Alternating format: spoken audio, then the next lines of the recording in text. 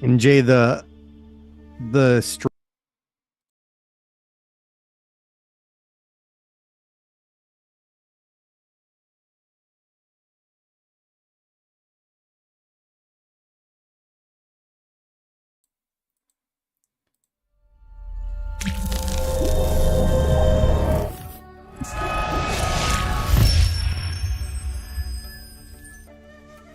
All right, and we're live. Sorry for being a little late, ladies and gentlemen. We had to go over a couple of in-house announcements and some new updates there. But this is Dithra and 1001 Shards, episode 41. We're 41 episodes in. Most campaigns die around 6, so let's get the clap for the team. Because, man, oh man, this has been a journey. And we're clapping mentally. That being said, we'll do a little bit of recap. We'll start. So, the last session, you had Gon, Koa, Harry, and Abby essentially realizing that we're going to have to spend some more time to really get this place, Pirates Rock, up to stuff. And also with Gon's leg being broken for at least 4 to 7 weeks, we need to rest and recover here before we press on, because we can't press on with one of our main people leg broke. That's just not a good idea. So, with that, above table,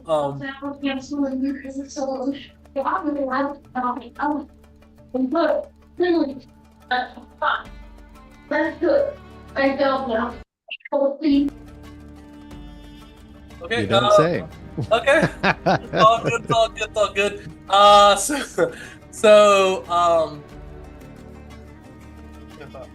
Okay, so yeah, so the PC players above table decided to, make new characters and go some of the new changes we put forward since the beginning, and try out new characters in a little bit different context.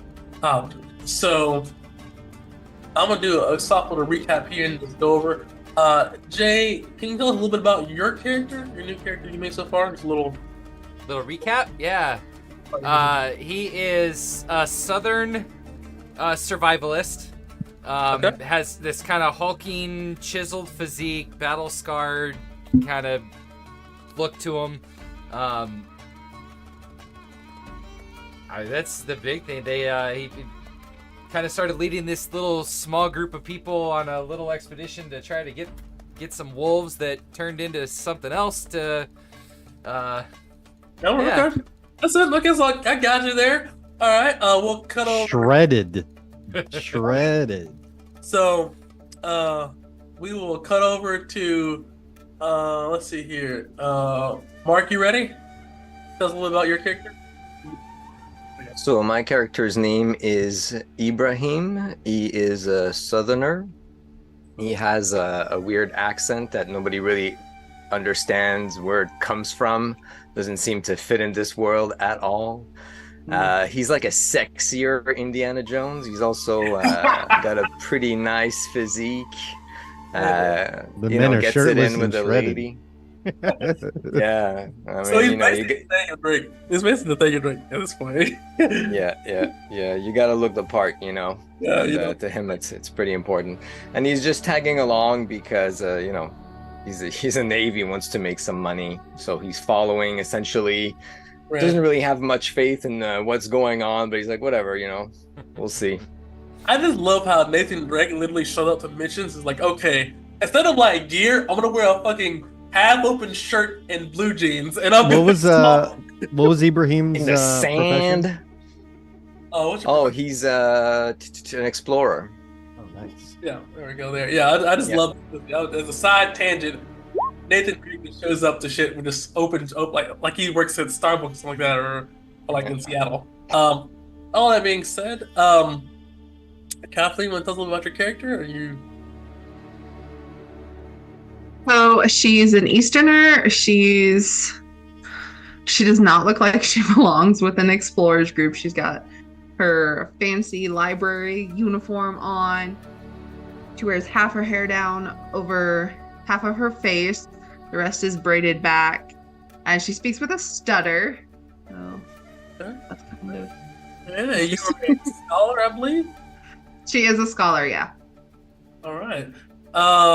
So the party essentially was gathered and requested by this caravan, a merchant caravan, that was setting to leave Kabando in a week to go explore some ruins that were discovered recently by a dust storm. So during that basically downtime between now and then, the party's given free reign to make money and make moves and make sure that while they'll be provided goods and services, it's always good to always extra prepare yourself in case things happen out there on the road.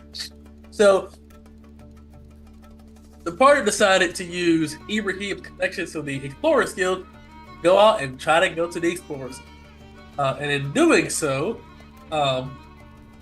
Ibrahim one hit on the receptionist as soon as he got there. He's like, "Hey, babe, it didn't say no shirts, no shoes, no services. So, I didn't think to wear this shirt. I'm sorry. We changed policy." His policy is you miss every shot you don't take. You shoot your shot there. You were given a quest to deal with some coyotes that were attacking some farm animals. And then you had basically Jay's character to be is like fucking Morgan from The Walking Dead with the quarterstaff. He just walks around. He's just like I'll leave you there. And he just goes off with it's crazy because Jay is in real life Eagle Scout, so he is crazy. Like, okay, so he's doing all these tricks and things like that, and he leads the party to where the coyotes would be, investigate things like that, and with Captain, what's your character's name again? Irene. I'll forget that. I don't know why it's the I names. But Irene used her ability to read very well and her connection to the library to research this and find out some information about these coyotes as the party eventually met up and kind of went back down there to the area, scouted out and found out that these coyotes' tracks led to a small cave. And as they basically, with Jay's help, stalked out the cave, discovered that these were not normal hounds or coyotes. These were slither hounds. And they are everywhere. And they are exceptionally dangerous. These were young slither hounds. They couldn't fly. So from Irene's great help with her ability to read, because knowing is half the battle, that full adult slither hounds are able to be ridden like Pegasuses from like above table. Like dog snake Pegasuses around, and they're basically beasts of war. But these are very small. As they ran around out there and simply went to go hunt. That the hounds have a very unique physiology and also sleeping habits. They only sleep at dusk and dawn for 3 hours per day. So they sleep twice. Then in one interrupted period, they sleep for 3 hours, roughly, depending on obviously the hound, of course, but they sleep twice a day. Discovering this, you guys decided to further investigate the farm. Be like, okay, the farmer sent the quest out to the Explorers Guild, so we're gonna go there and figure out why the fuck he did that. So you go back to the farmer and figure out why he put up this quest. Discovering that this guy, at least that person, is actually not involved. What you can gather is it looks like whoever is doing this is just going around and taking people's stuff, but he's a separate entity. But on your way out, you were attacked by large, basically field rats. And these field rats were from New York City. They're about the size of large cats. As they ran and attacked the party, Ibrahim almost died before he discovered, oh my god, I need medicine. Going to the Explorers Guild, got a discount on some bandages, and then he went to the Adventure Shards, or basically the church, and they provided him actual medics to take care of him. And I believe after all that happened, you guys went off to go to different taverns to find more information to figure out what the hell was going on. As we now cut over to, well, before all that, did I miss anything? I do know the only other thing I do remember is we found the footprints of the Slitherhounds at the farm with boot prints next to it, like leading out towards the cave where it was at. So we were. It definitely has a master. Yeah, there you go. Nice inspiration. There you go, sweet there. Appreciate that. And we will cut to I get Dawn, your character. So you also would have got the invite to be part of this expedition in about 7 days. First thing first, would you accept this offer? Two, So the expedition to the farm, no, the primarily? expedition to so there is an expedition to leave the city to go explore some ruins. There's some ruins out there outside of town, and they're making an expedition, like a caravan, to go out there and explore and investigate to try to find any valuable treasure to sell. With Caravan Master Jamal. Okay. I think he would take work, not particularly. He's an animal handler, so not particularly for the adventure itself, but maybe as a hand to help with the caravan's animals. 100%. But yeah, I can describe the character. I'll drop my token. So his age is revealed in the deep lines that carve his face. He's got frizzy hair that's a shock of gray, and his beard is white at the chin. He's an older man, maybe late 40s, early 50s, who's got the brawny build of somebody who's worked hard labor for most of his life. He seems pretty unassuming, but does have deeply focused eyes. So he's Murtaugh from Lethal Weapon. He's not a Murtaugh. He's not a family man. Fuck them kids. Well, you'll find out more about his backstory, but just because he's an older black guy, he has to be a fucking Murtaugh. Murtaugh comes up a little too often, I feel like. Yeah, like That's it's Maybe like an Jay obsession literally with played Lethal Murtaugh. Weapon or something. I literally played a character named Murtaugh, yes. It was That a died. picture of Danny Oh, Glover's Danny fucking ass. Glover, yes. Yeah, but literally it was sounds Val's great. suggestion. He's the one who was like, "Oh, so you're like Murtaugh," and you just roll with it. You know, yeah, that's great. Okay, and Val first- has like a Murtaugh poster in his room. okay, hold on, okay. Fucking love this guy. Yeah, hold on. I wish he was my dad. First off, they made the character. Okay, so let's go to rewrite history here. Jay made the character named Murtaugh. I was like, why is that so familiar? Oh, it's from Lethal Weapon, and then it literally was. It was the actual picture from Lethal Weapon 2. He had the holster. It didn't Yeah, start that. It didn't start that It way. didn't start that way. No, No. that's the thing. It was Yeah. from the movie too. Like No, he was memeing something you had said. Yeah, I was like, 100%. all right, might as it well. wasn't even. But it was I'm funny. getting. It was an old character like this, and one of the lines there was something going on, and I was like, man, I'm getting too old for this shit, and it just snowballed. That's right. And the character's name is Ramses, Yes, sweet. Thank you. So, I know that. with 1 HP and a dream. Hey, now I'm assuming that I die automatically if I get attacked, so he's staying away from fucking combat. Watch out for mosquitoes, man. Look at it. But I know that Irene, you were either at the Great Library of Commando or the Tavern, and I know that Jay and Ibrahim were at the Tavern for sure. Yep. Irene, I'm not sure if you were at the library or the tavern. I'm leaning towards the library, but I could be wrong. So I'd gone to the library and then I was gonna meet up with them. I didn't quite make it there yet, but I'm on my way. All right. So, for this all to work, I need to write a little bit of agency magic here. If you're a 5e player, breathe. What scene? Fuck is this shit? Skip. Oh my god! Where's the tracks? I see the tracks. Side Why note. doesn't the space bar make this go any faster? Why did the AI just generate me infinite track, guys? What are you doing?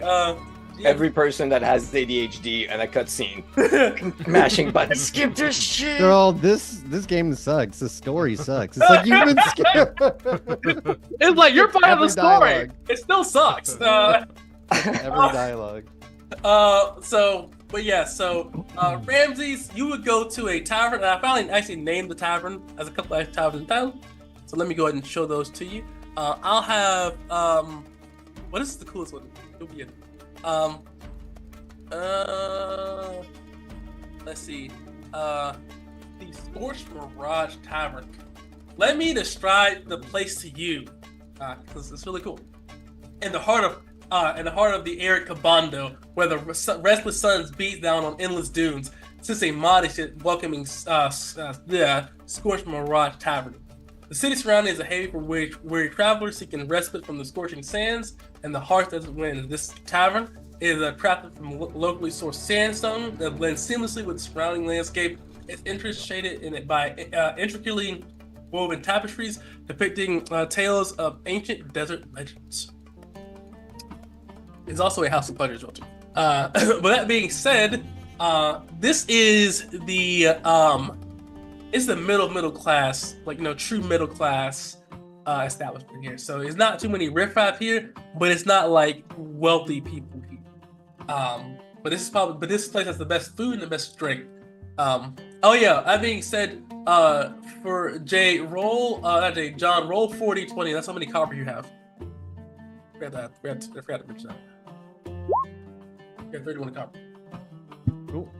All right, because you're nays, but you're not Skyrim or like Elder Scroll nays, where you're literally starting with nothing. Just butt naked and the sword. That all being said, Ibrahim, Ramsey, and Amari, you are all at this place here. This place is, and you all, I assume, are either from here or native. Well, you guys are native. You guys are probably from the city, I assume. So you know that this place is led by Dithra Sandstrider. I'll give you a short description of it. I don't have a picture of it. I have a short description of it.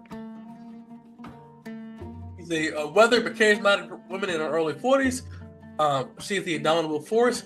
She's tough. She's so cookie behind the Scorched Mirage. Her sun-kissed face is deep, filled with thoughtful eyes that reveal a lifetime of navigating the unforgiving desert. She also is a member of the Explorers Guild. Ibrahim, heading information. And what's the name? I'll put that in chat. 1 second here. This is the proprietor of the Scorched Mirage, or yeah. Right.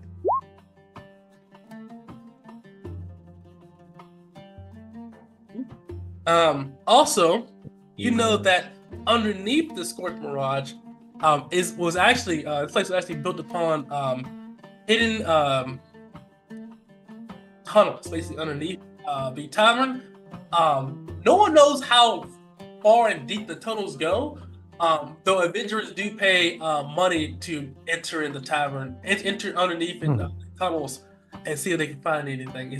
People have been known to find loot, especially rare like gems and stones down there. But though people have also not come back down there too as well. So, as you will. They call it a mirage because sometimes when you go down underneath there, you might see things that you don't think are there. Very dangerous place. Although nothing usually comes up from there. It just that if you go down, you may not come back. That all being said, as you all are sitting there right here, I'm gonna cut to Irene. You're going to the library. What are you doing at the library exactly? So I would just be finishing up looking up the Slitherhound information. Right. And I believe I told you about that, or I can. Yep. Okay. So, you know that the Scorched Mirage is probably the best tavern in your budget that you can afford. And you probably, I presume everyone would tell them, hey, we're meeting up at this tavern. And you could, I assume, slowly but surely walk there and meet up with the rest of the any rest on any of that? Maybe they. So, as Irene comes back to the tavern, Ibrahim and Omari, you would you would know that, and Irene, you would know that Ramsey was there when you all got debriefed, because you all got debriefed at the same time. You actually all have either maybe not met, but are aware of each other's presence and names. That being said, as Irene enters the tavern here, I would say, Irene, roll a d20 or higher level. Let's go high. Take. Yep. So, Irene, as you walk into the tavern, you bump right into Ramses. I assume Ramses is walking into the tavern to get some of that Incredible Hulk. But as you're walking into this tavern, you are bumped by a woman. What do you do? Ramsey turns around and takes a step back, and he bows his head. He's like, "Sorry. Are you here for the expedition? You look familiar." So sorry. Yes, I guess I'm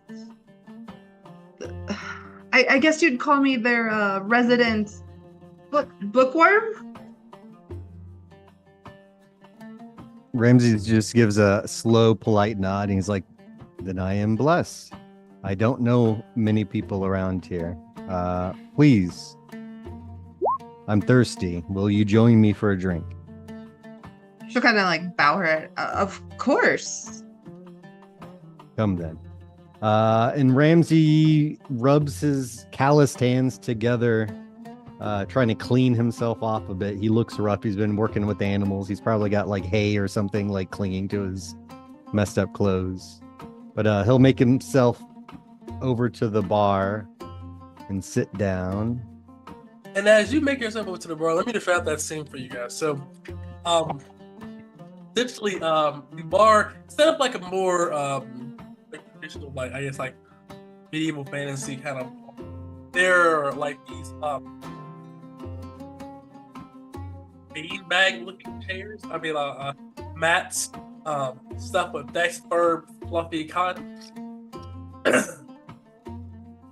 and basically, the center of the bar is like this massive like hookah contraption, and there are like dozens of like pillow like mats surrounding this, and they're each just like coming from this hookah like contraption are pipes that people come and fill and smoke hookah for a nominal fee. So instead of having like individual tables, it's basically one big like almost like prayer circle of hookah, and women and men go to you and serve you drinks if you all call over to him. So Ramsey, Ibrahim, you also will be sitting down at this moment here by this hookah machine or a contraption. Maybe smoking hookah or not, whatever your choice. As you were serving drinks and food. And Ramsey, as you go over there with Irene, you are approached by a southern woman. Her hair is cut short. With long, flowing, loose clothes. She has dark skin, and she says to you in almond brown eyes, it looks to be about early 20s. Says, "Hi, are you looking to take a part of the hookah and any food and drink?"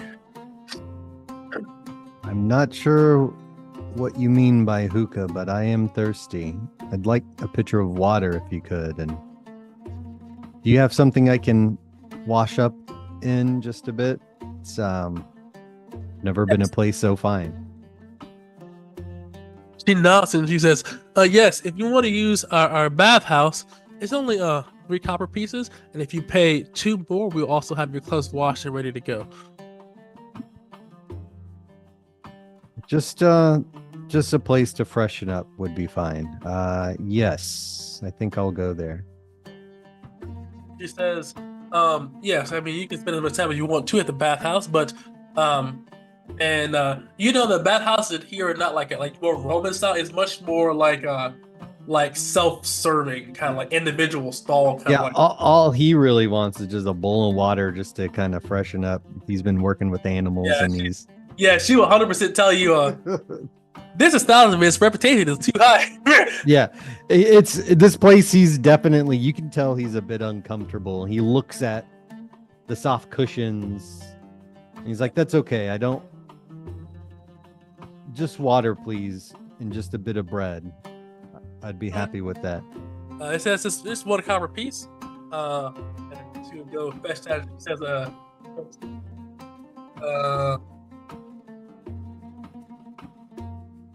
Thank you, she says, my name is Amina.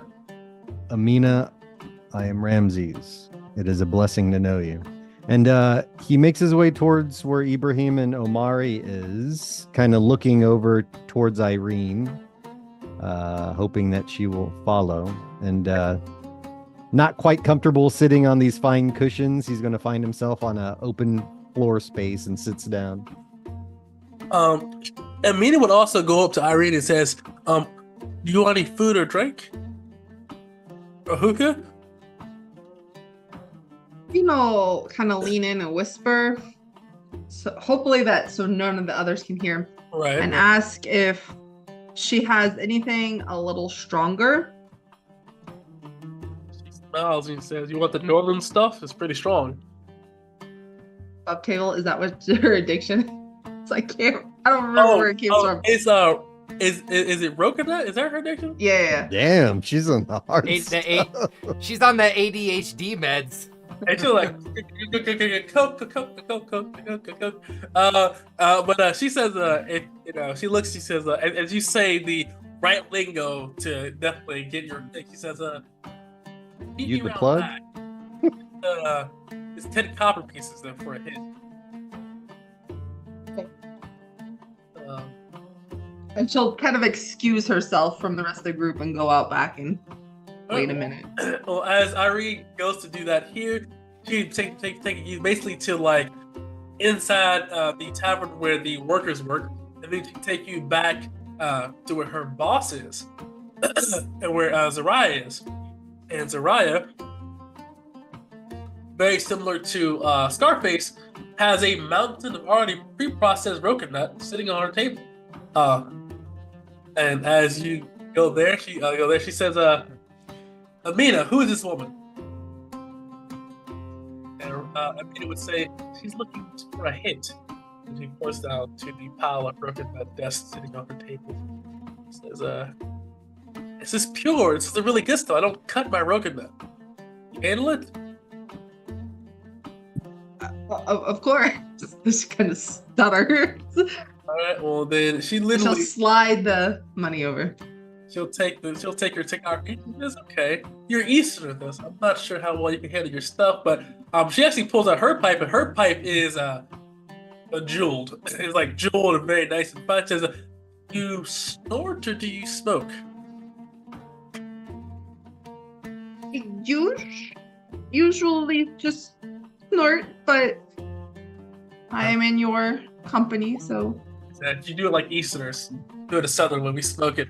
And she pulls out her jeweled nice, like basically like a nice jeweled pipe, and it has like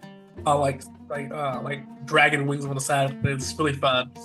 She packs it, a real nice one too. This isn't. She didn't skip me out. She turns it to you, and then she lights it and hands it to you. Irene, do you smoke this? Yep. Give me a Constitution check. He's just gonna give you the yayo. Okay. Irene, as you smoke this, you have never been this high before. You've had Rokanut before, but never this pure. Like, so normally you're at like 50%, maybe 60%. This shit is 99.999999999% pure. This shit is uncut. This is on your ass, and essentially, you ever see Get Out when like the guy goes in a sunken place? You are that high. You basically almost collapse back down, and like you're just like in your inner space. So as you are kind of being floored, you basically collapse on the ground. What does it look like as you get into your like Musaba inner sanctum? Well, since she's taken kind of a beating from this one, I imagine she's like really conked out. She's kind of like laid back, a little drool sliding down her face. Eyelids almost completely closed. And you will be out. Give me 1d4. You'll be out for an hour. Well, no, that's too late. That's like 10 minutes. You're out for 10 minutes.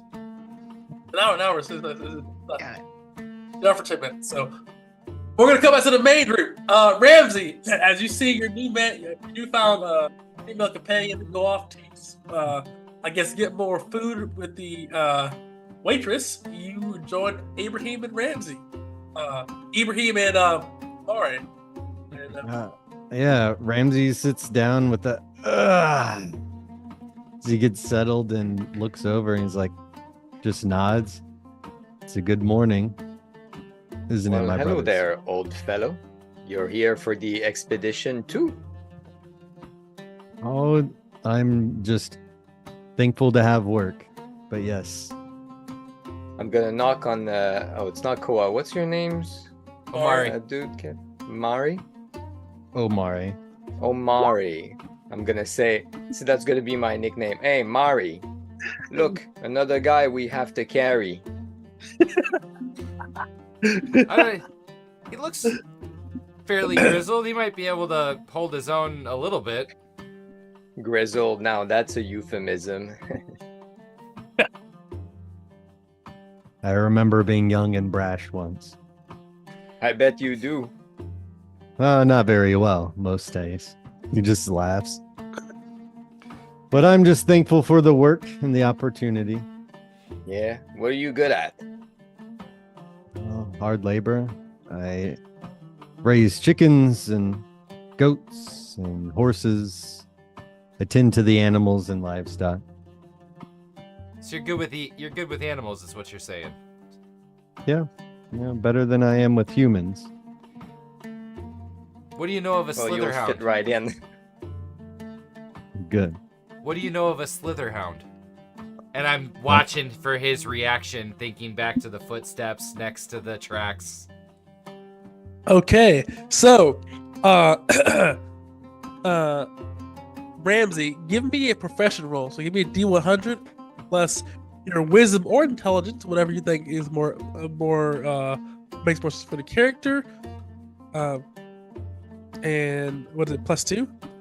I believe so. I have no idea. I don't remember how these. Oh, work. so yeah, D100 plus your intelligence or wisdom plus 2. I didn't say the DC, but yeah, that's.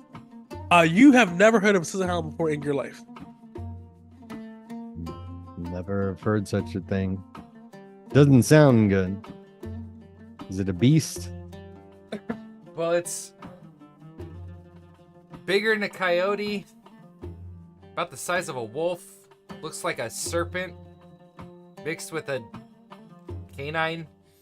Oh, there's some out in a farm, well, about a mile outside of town that appears that somebody is, I don't know, breeding them and using them to kill farm animals. We had talked to the Explorers Guild about it. They all thought it was coyotes, or somebody thought it was coyotes.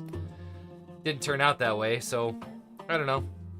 Animal handler just happens to walk in when we're snooping around a farm. Figured it was worth an ask.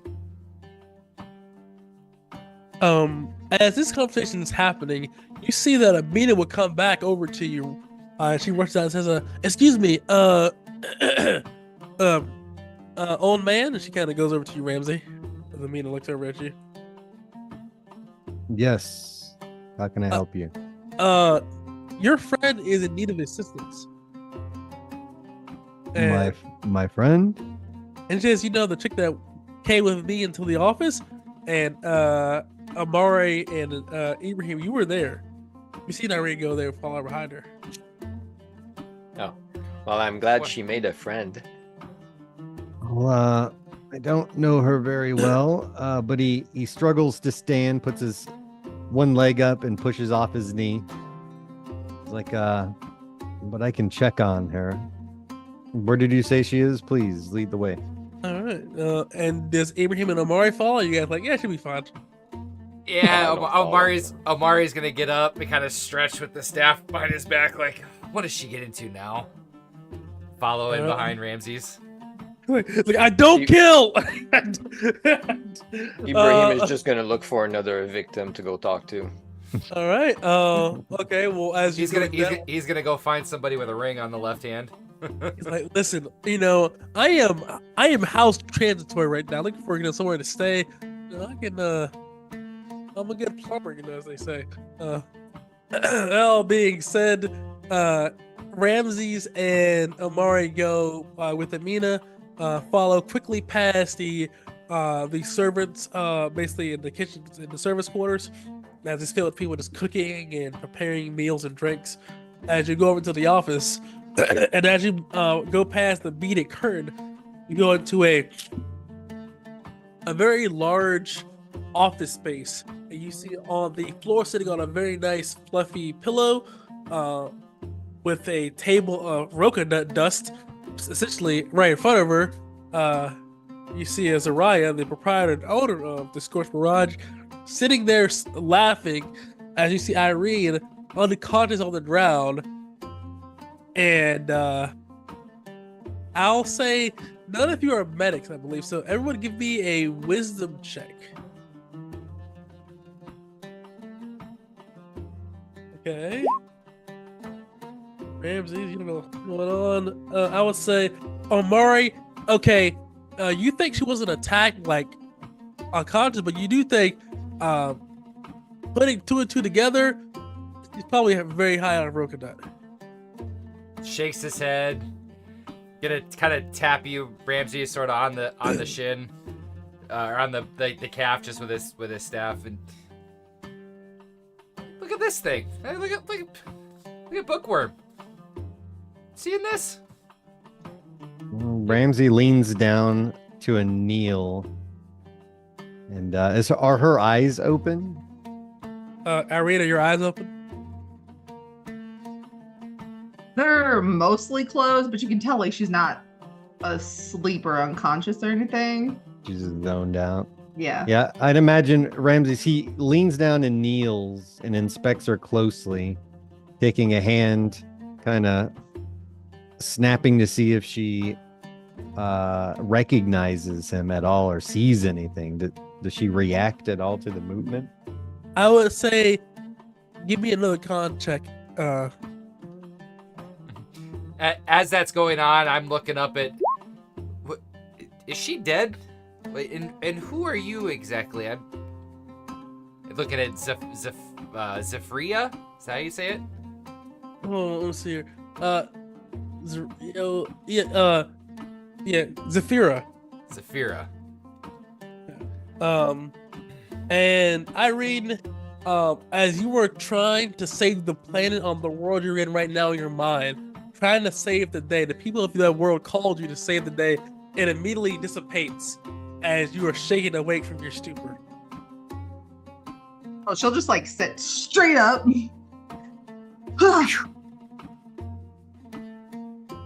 What the hell is that? Hey, good job! Are you all right, It girl? was clear sentence. I'm good.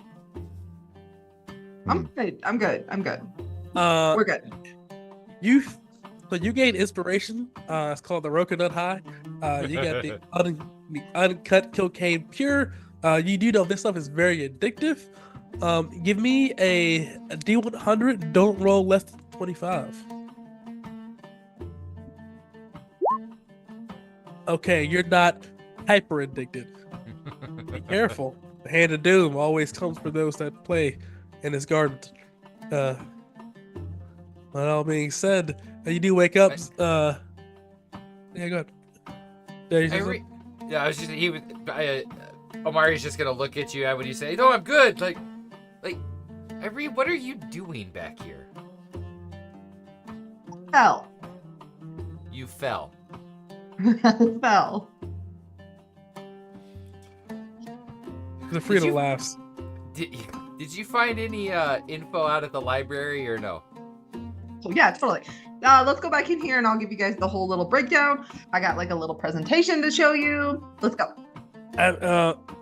Before you go, Zafrina says, I mean, no Roku nut? It's only 10 CP a pop. I don't mess with that stuff. That just clouds your mind down the road.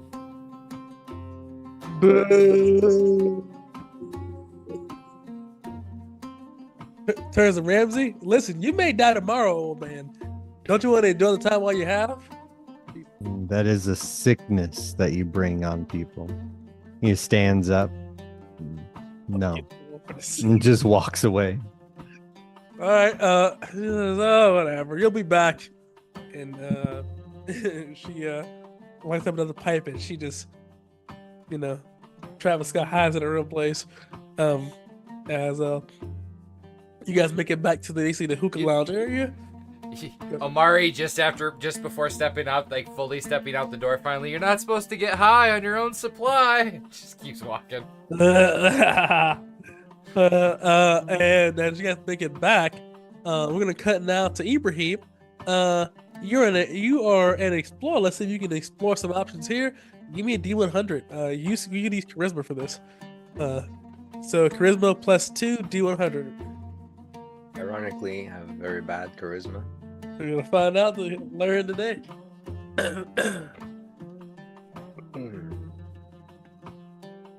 This is a 50. This is a novice thing. Well, just plus my charisma. Charisma +2 because you're an explorer. Right. That'll help. Hey! Give me a D20. Call high or low. I'm gonna say low. Attendance right now. Oh! All right. Damn you. So Ibrahim, you see this beautiful woman. This woman's a southerner.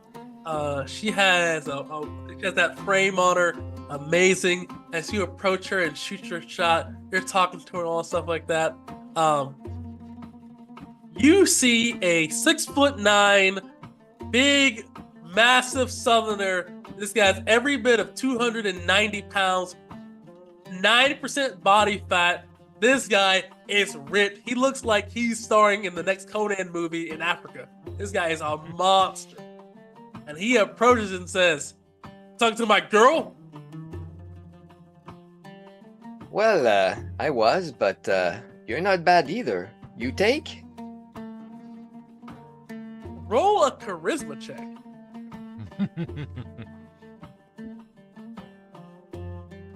So what is it, another 100 plus? No, charisma? just charisma. Oh, just Yeah, never no roll exploring that here. anymore. No, he's not exploring anymore. With a 15, He's exploring his sexuality. He might be later. I'm an explorer. he says, It's the spirit. he looks at you and he says, you know what? That's not my cup of tea, but. And he pulls out. He pulls out basically. My girl's coin. sister. Pulls out a coin, and on this coin it has like a little lotus petal. And he says, "There's a place if you go down past the bazaar and make 2 rights and a left. This place called Forbidden Lotus. If you're looking for that kind of thing there, they have what you need. Be careful. Very dangerous place." He hands you. All the more exciting. My brother works there, he says. And he runs the place, so you should be safe. In What's there. your little name? He looks at you and he says, "Do I tell him my name?" Yeah, sure, whatever. All right. He says, "My name's Tariq Al-Qazim. And I'll put that in chat for you," he says. Hold on. And he says, "Now move along." And he like, he kind of does that with his arm, and this girl does does the arm around him, and he just says, "Huh." He just turns and like just completely dismisses you. That being said, so you struck out there, but as you strike out, Ramsey, Irene, and Amari join entering the hookah lounge area, and Irene looks high as shit. I'm talking like Sharon Stone in Casino high. I won't judge. Everyone's got their vices. He is a high. Abraham, do you approach the party as they come back? I'm gonna watch. Yeah. I got my little token. I'll pocket that, and I'll go back to them. All right. And then she's walking, right? Yeah, she's walking. She looks super high. I think she's probably running more than. Yeah. She's like bouncing on her feet, walking in. Well, at least someone had fun. Yeah, like finger guns at him. Ooh, look at Bookworm. Yeah, ask her to tell you something. I'm not sure I want to know. Hey, But I'll remember. What'd you find in the library? Right. Okay. Have a seat. So, what I found was the ultimate weakness for the Slitherhounds. Keep it on the down low, though. But they are See what I'm saying? highly She just allergic made like to 16 sulfur. words, and you hear this? 16 words and not a secondary syllable in any of them. Sorry, keep going. Like, that was it. That was the biggest thing. We can lure them into a trap. Either directing them with the sulfur, or, I mean, we shouldn't give it to them because then it'll just die and that defeats the purpose. Which reminds me, we need to check back in and see how they're going to renegotiate our terms. You're not wrong. Question becomes, do we even want to still do this? Because these things are deadly. So Like, Irene, but not poisonous. Irene, you do know that as far as a danger level, a Slitherhound is comparable to a small drake. Yeah, it is pretty dangerous, but we got to make money somehow. Unless anybody in the group has a better idea of making some money to get some stuff to go do our other thing. You do know that the Explorer Guild does update their quests daily. It has been a new day. So you may have access to the new quest. I mean, I get it. I know we need money, but we're leaving in 5 days. We got to make sure we have stuff. Hey, what'd you say your name was, old man? Ramses. Ramses. Jesus. What do you what are you planning on doing over these next 5 days before we roll out? Wait, I'm assuming I kind of looked like I saw you standing up there signing up for the expedition. What's your idea? What's your plan? I'm not going to track down beasts, I will tell you that. Maybe the stables. What kind of like places are around the city? Would there be a stable or somewhere where? Yes, He'd be doing some basic. Yeah. labor. Like they're like any good animal handler will find plenty of work here between the giant tortoises, and they all need to be cleaned between runs. In between their toes to make sure things don't get stuck, clean their shells, and things like that. And camels also need to be fed and sheared and things like that for wool and stuff. Yeah, he'd say, I just was going to do some honest labor. That does sound lucrative, but extremely dangerous, and I am no warrior. But if it's money, I suggest maybe we look for something else in the city. I don't necessarily think these Slitherhounds are the way to go. I mean, a trap is all well and good, but the boot prints next to the Slitherhound tracks, I mean, unless we can figure out what the heck's that's about, they got to be raising them. That's the problem. Wouldn't you, Ramses, if you know animals, I know you don't know Slitherhounds, I asked you before, but wouldn't you assume if you're seeing boot prints heading along a track line, looking like it's on a leash that it was raised? It's possible. To domesticate a wild creature like that would take a lot of skill. They could have raised it from early on, but most savage creatures need to be broken in. Whoever it is, it would be extremely skilled, beyond anything I've heard of, and therefore probably dangerous. If Kind what of a- you say is true. That's just what. Song is inspiration. What? Oh. I'll take it. That's just what we saw from the limited trek we did to find it. We found the cave, we found the prince, tracked it back to the farm. I'm a simple man. I don't know if that's something that I'd explore. You look strong. Why don't you find some honest work? Most of the work I do is just hunting and tracking of animals. So to me, that was honest work. When I thought it was coyotes. Coyotes, that makes more sense. But you're I mean, it's your life to live. I say we look for other things to do before the expedition. Ibrahim, what do you say? Well, I don't like taking risks too much. So if there's easier work out there. And know. you see Omari give you the craziest look at the I don't like taking risks. You know what I mean. I don't want to damage this. I almost died from a fucking rat out there. You're not wrong there. We did have to get you patched up, but You're wiser than you look, then. what do you think? Wait, is that a compliment? Yes. So what do you think? We hit the Explorers Guild just to see if they have anything quick and easy that's local? You know more about that than I would, being the explorer. Yeah, I guess. I mean, we can go see that cute receptionist, Aisha. No, Aisha is the... Yes, that is the receptionist, right? Yep. Aisha. Aisha. I wouldn't mind seeing if she has something else for us. Irene, what about you? Where do you stand? Besides, wired. Not for anything. Let's go. Quick and easy, huh? Huh? Yeah, let's go.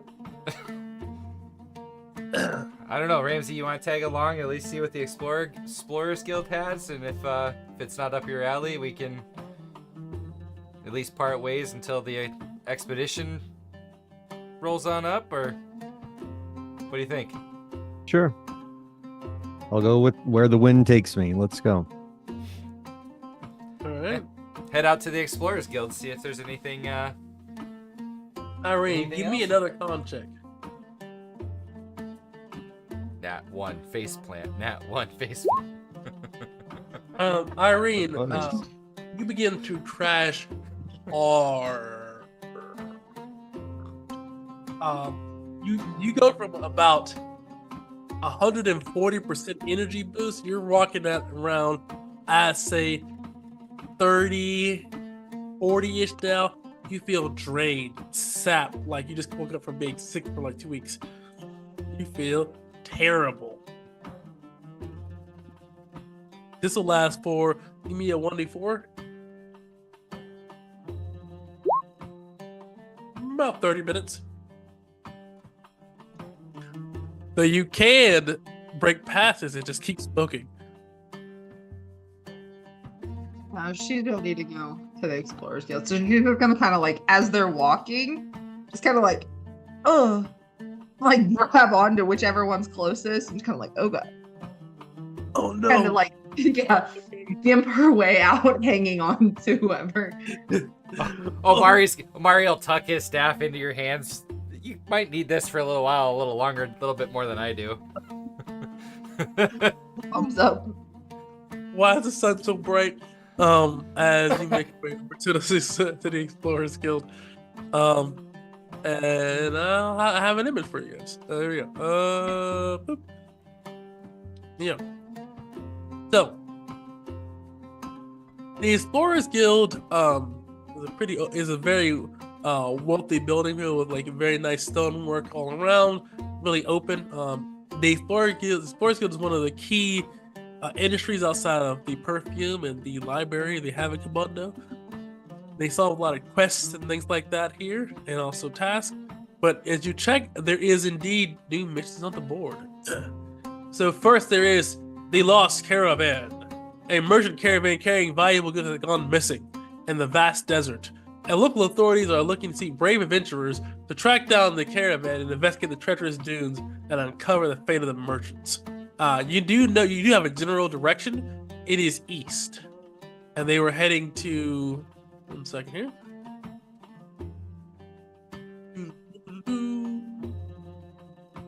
Where is Red Coast? There you go. Let me move you there, not just. There you go. Alright. Alright. So, they were heading east to Sarissa. So, east down. Bondo is up here. Eastbound and down. Where are we at? Hold on. Oh, okay, cool. Alright, so they're heading east down. So, like here? No, stop adding to the. Yeah. I got messed. All these new things fucking me up too. Oh, the CB line. Are you in the right Yeah, I'm in the layer? Yeah, no, it's the line. My line measuring was weird. Nah, it wasn't working. Okay, here to Sarissa. So that was a couple of days ago. If you want to learn more about this, please speak to the the Forest Guild leader, which is Nadia Al-Hakim. Next, you have Sandstorm's artifacts. A powerful sandstorm has revealed ancient ruins buried beneath the dunes. Rumors speak of a hidden chamber containing valuable artifacts. This, as far as your knowledge, was brought in yesterday. The dunes, as far as you're aware, were found in this general area here. As you press the M button, you open up your map.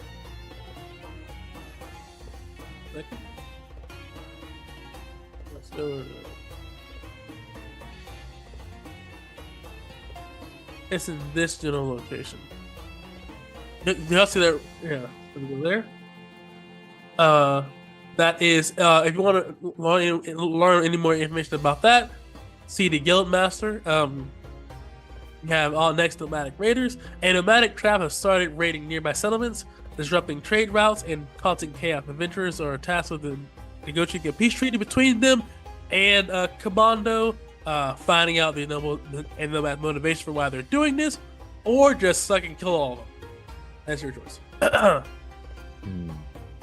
Next, you have the ancient tomb discovery. So essentially, a group of archaeologists has uncovered an ancient tomb buried beneath the desert. Legends say that hold the remains of a powerful ruler amongst the valuable artifacts. Avengers are hired to protect the excavation and ensure the tomb's treasure are recovered safely.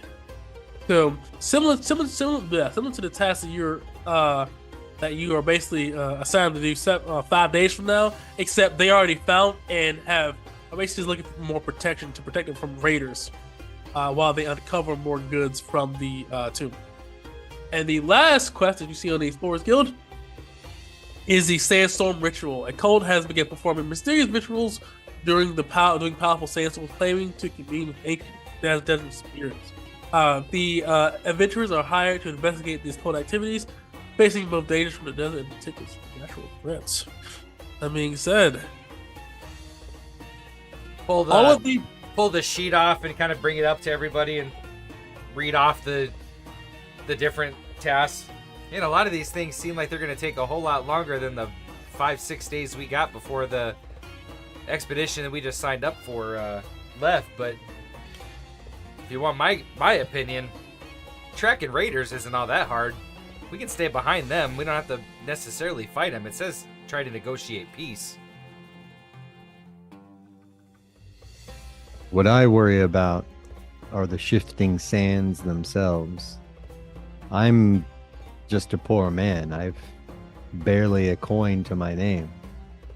An expedition like that into the desert's dangerous by itself. Well, the good thing about this one, at least it seems like, is that they're raiding nearby settlements, so they're not having to go all that far. If they raid Kabundo, do we know of another place outside of these major cities? So there are farms outside of Kabando that farm coconut trees, things like that. So like farming hamlets that are too small to be on a map, but they exist. Yeah. Okay. This keeps us close by, and if we, in my opinion at least, worst case scenario, we spend 5 days tracking, nothing comes up. We spent 5 days tracking, we go on our merry way with our expedition, but we find something, it could be some good coin. Also, if you want more information, see Nadia, the guild master. I don't know, take a look, guys. What do you guys think? Anything speak to any of you? That seems to be the only one that's reasonably attainable right now. Are you good? Yeah, everything is too long. We can't do none of those jobs. We don't have the resources for a long campaign. That being said, you guys want to take these up, or you guys want to explore the city more? Decision. How does the travel work on this map? Because the grid is like extra tiny. Yeah. So you guys travel. Essentially, it depends on your animals. Essentially, it's about I think about 30 miles per day. Okay, so that X is 2 days away. If all goes well. Roughly. Ridiculous. Yeah. 2 days away, 4 days round trip. That's cutting it really short.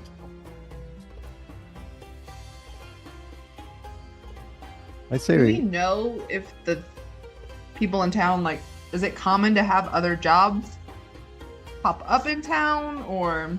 Yeah, I mean, Kabando is one of the most wealthiest cities on the Red Coast.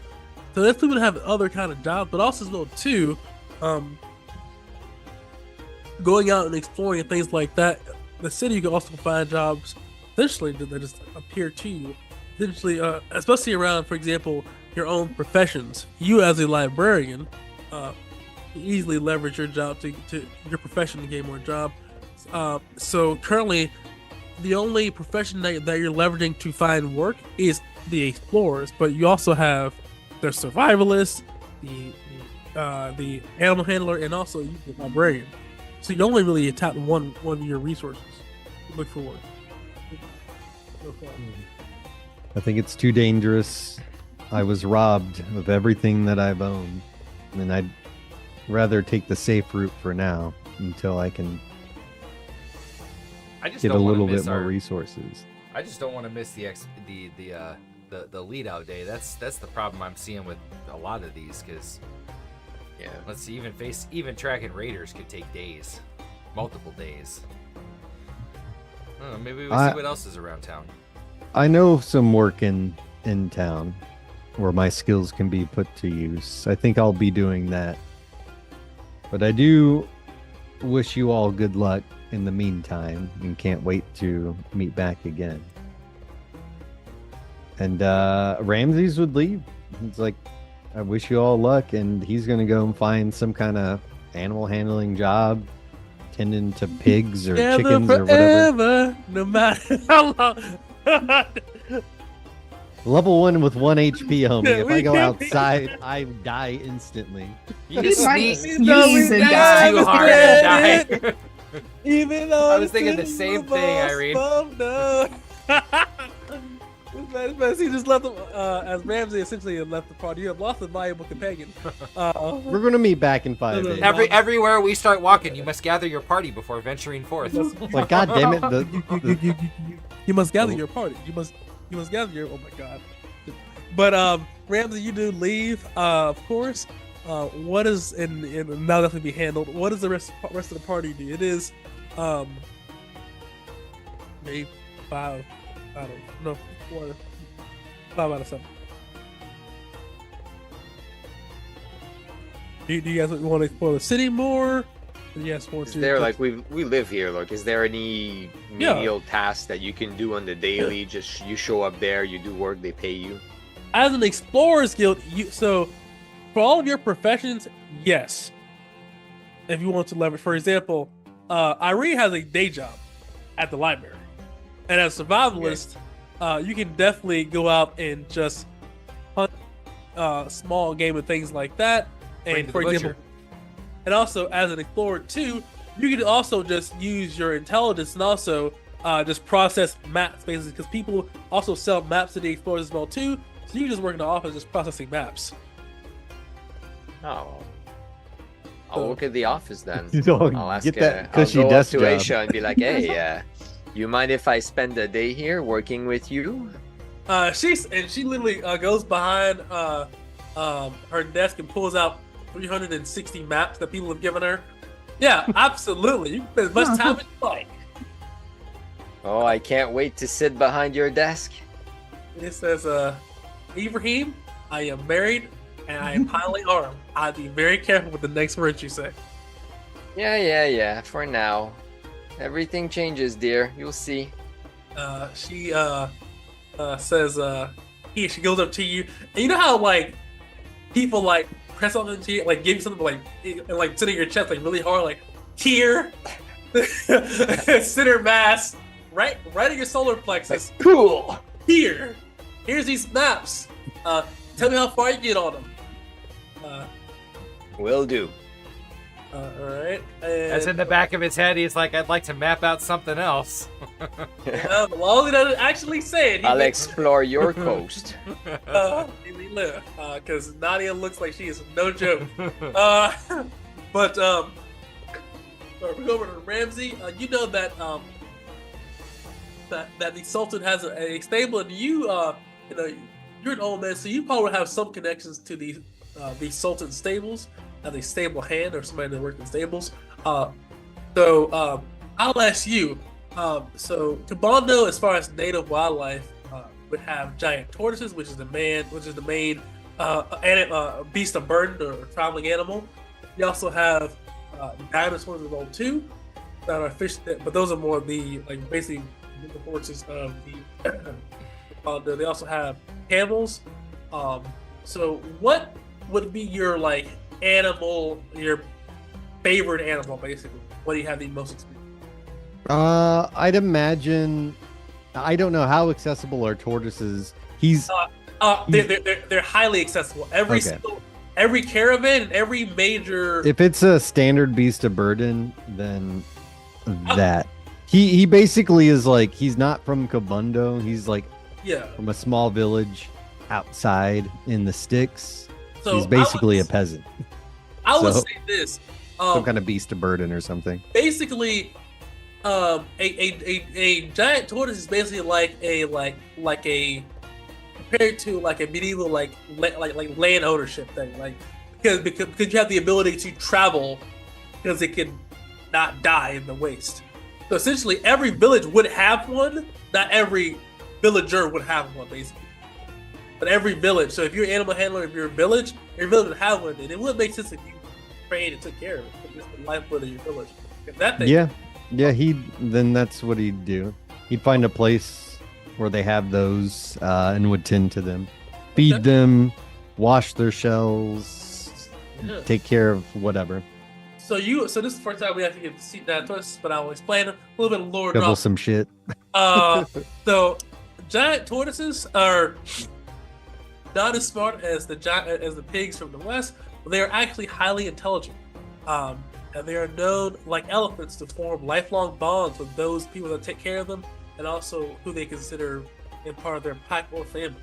So they're actually a little bit smarter than elephants, but not as smart as the literally talking pigs that live there. That being said, okay, you're doing that. We're going to cut over to Amari.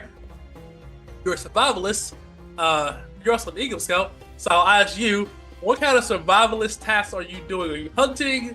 Yep. Tracking, He's pathfinding. he would probably do two things at once, try and kill two birds with one stone. Okay. So he would try just on the outskirts, either to the north end or the south end, somewhere where it's not quite as explored, just try and do some pathfinding. Okay. Trying to get away from people a little bit, so that way he can also hunt. Uh-huh. And he's gonna do the hunting to bring back to basically sell off to the butcher. So rabbits, deer, if he can get anything, something like the size of a bear, he'll do that. But slightly kill two birds with one stone. So this is so like there's definitely like and also with the coastline zone too. There are definitely like various like almost like water buffalo and crocodiles, things like that around here as well too. So you can definitely hunt that. There's also like gazelles, things of that nature. Definitely hunt it for sure. Even though this is like in a desert outside of the coast, on the coast is much more like a steppe. So we'll then okay. So you're doing that. Irene, you're doing librarian stuff. Or I assume you're just sorting and filing books at your normal day job, or do anything else specific as far as scholars? Yeah, she's gonna do her normal day job, but then in her free time while at the library, she kind of wants to try to look into anything she can find out about the ancient ruins. Okay. All right. Well, let's start with Irene. Let's go reverse order. But ask you last. I'll start with you. All right. Give me your profession roll. This will be using intelligence. So it'll be your intelligence +2 plus a D100.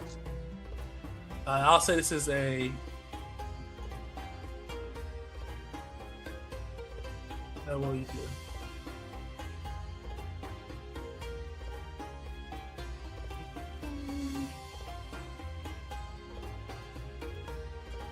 +7 +2, right? Oh yeah.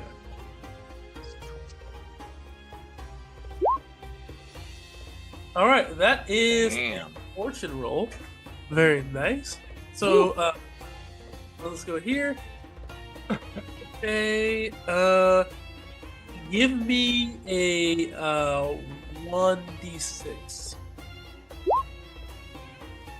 Wow. Okay. So, and while you were logging books, you find a very, very fine bookmark that is worth 60 copper pieces on the open market.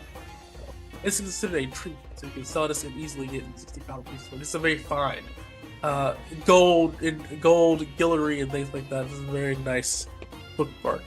On top of that as well too, up here, as far as searching for information, you know that as far as the ruins for your task in 7 days, you guys were going to search actually down towards Sarissa here. This area here. Why is I hate the so you know that there were a couple of key battles and key events that took place in this area here. So I want to mark it on your map so you know what they are. The general area here. Alright. Like that.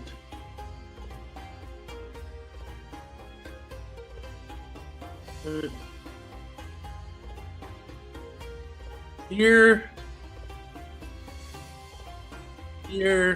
and here.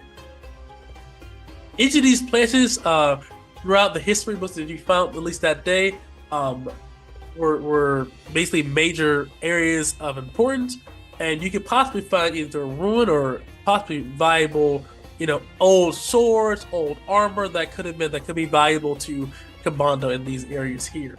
With more research, you can get a little bit more accurate, but that's what you found in your first day there. And we will cut next, and also you get 75 experience points. There you go there for that day there. We'll cut next to Question. See? So, can she immediately sell the trinket? Yes, Okay, and then does that add as experience as well? correct. Okay. If you sell it for 60, and you get experience points as well. Very nice. We cut to let's go to Omari and his pathfinding. So, as you're pathfinding, you give me a wisdom check here as you're hunting and pathfinding. So, I mean, a profession roll using wisdom. So, Okay. And then, since this is my wilderness survival, yeah, plus 10 to it. we get the plus 10, right? Absolutely. Whoop. 1d100, not 1d110, 1d100. 10 It's plus DC 50. 7, This is bonus. 2. Ooh. No moss, no luck today. As you just barely failed. You couldn't find anywhere new to really pathfind that made sense that first day.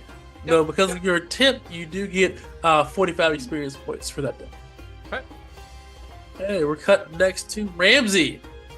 Your animal handling. Well, like I say, it's you can either use intelligence or wisdom for this. Both make sense to me. Yeah, what you do, or you can use strength because you're cleaning between shells. If you're trying to use intelligence to try to find the best way to deal with this animal, or you can use your wisdom, your knowledge of it, or strength and just want to clean and help take care of the animal. Both of those have different results and have different. Use the intelligence. He looks over the creature and tries to understand its temperament and wants to deal with it in the best way possible, as efficiently as possible. So it's my intelligence plus what? 2 D100. Your Okay. bonus. Where's the 2 come from? Your profession bonus. Oh, novice gives you a plus 2 tacit. Okay, cool. 76. All right. Let me double check. Yeah, I don't think that is a fortune. No.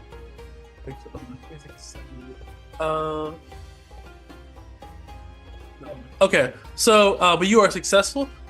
So you learn the giant tortoise that you were taking care of. Her name is Marlene. This giant tortoise is. One second.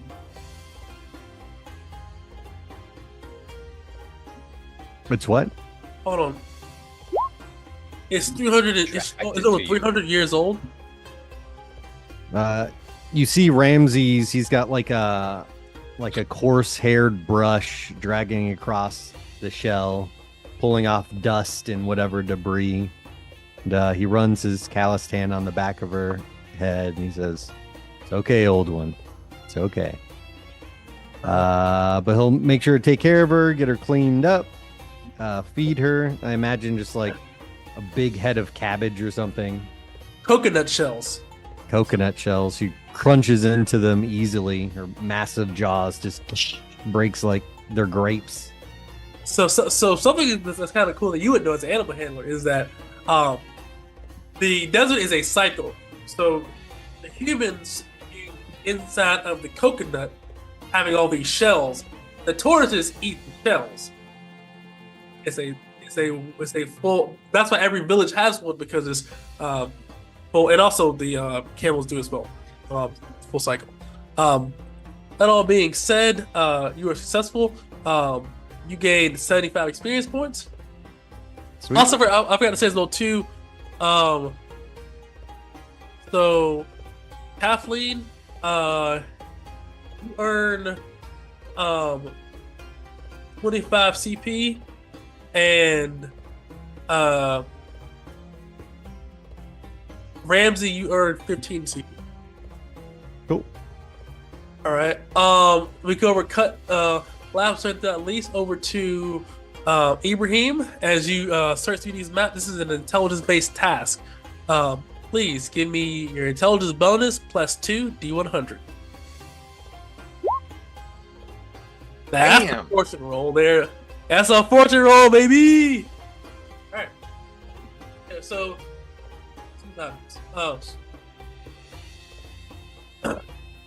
so as you are searching through here, one of the maps actually becoming very valuable. So, here. second. I'll make it a different color.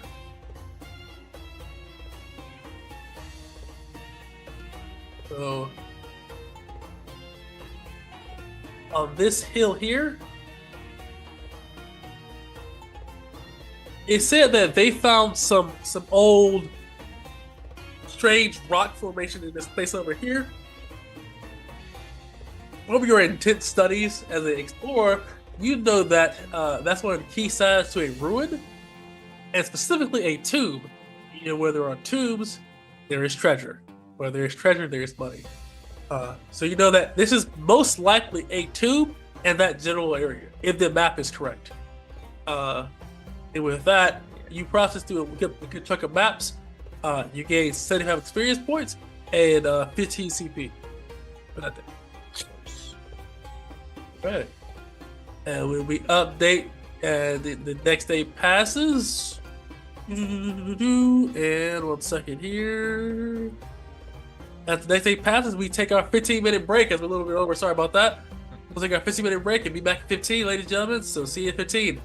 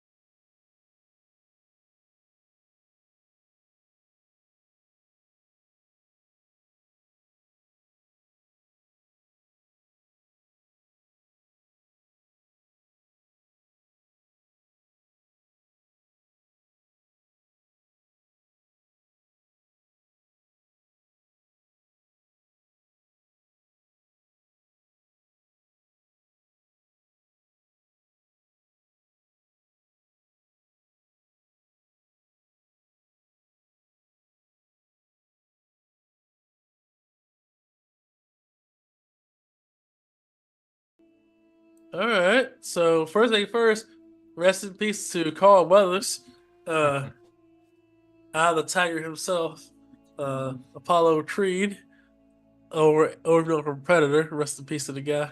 Dylan, you son of a bitch. Like a shout out to him, man. He's a legend, dude. But May his biceps float on in heaven.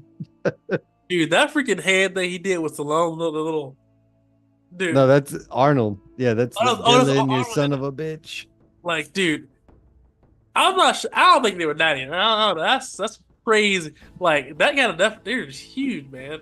But anyway, rest in peace. No, the Rocky was them frolicking in the waves together after I mean, racing. Glistening in the sunset I is mean- glorious. he picked him up and held him in his arm like he was his son.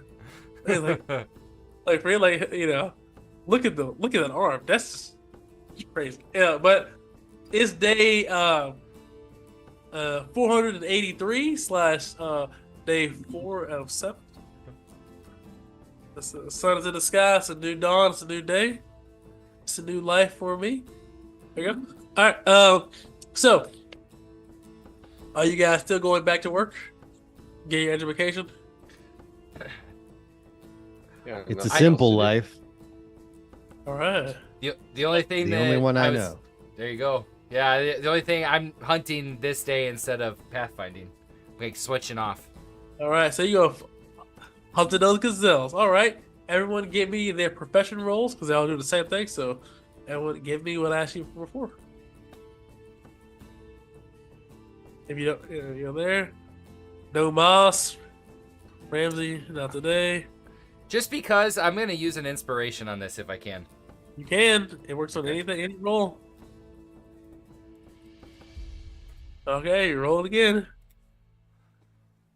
Hey, fortune. So Irene has a fortune roll, and Ibrahim has a fortune roll. All right, so Irene rolled first, so we go over to Irene. So Ramsey, and what did I call the turtle name? Marlene.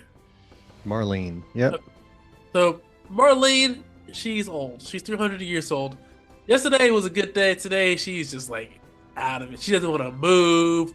She's just very slow and stubborn. She doesn't want to, carry around and move somewhere else. So it takes an unusually long time to get her moving to where the guy who you're working for, like, okay, they'll pay you for the task because, like I said, you didn't work, but they won't pay you well. So they'll give you 10 coppers, but you still get 45 experience points. You said 45? 45. Also, don't forget your money is experience points. So whatever money you get is also experience. Yeah, so don't forget that either. All right. Cool. So we go over next to Ibrahim. First things first. So yesterday was good, but Nadia is looking really, really good today. You're very distracted. She's looking very nice. Nice, she's 24, 48, 46. Well, I'm not sure how the brick house metrics go, but she's looking right, and you do not focus very well. And a couple snaps on the side of the head from Nadia. She does pay you, but you don't do very well. You also get 10 copper pieces and 45 experience points for today. That being said, we cut over next to Irene. That's a woman. Irene. Holy. Okay. So you were very successful today. So let me see here. Not only do you find out, so you learn a couple things here today. Can I click on this? So this place here is a dud. So you can eliminate one place off. So it says one false choice removed. Also, as well too, you learn that. 1 second here. What is it? Circle. Oops. Green. All right. You learn here that on top of on top of this like mountainous rock of sandstone here, that a king was buried here. So this king was a mountaineer. His name was where's my notes here? Hold on. Rashid Al Farisi. Or this is one of the sons of the Iron Emperor. Hold on. No, not king, it's sultan actually. Rashid Al Farsi. He was buried on top of this mountain. He was an outdoorsy kind of person. So when he passed away, he was buried on top of this mountain with all of his wealth, or a significant portion of his wealth. You know this to be probably very accurate, as this is backed up by 2 or 3 different sources of information that you've discovered today. And I will say here, for doing very well today, I will say you get 100 experience points, and they pay you 35 copper pieces for a job well done today.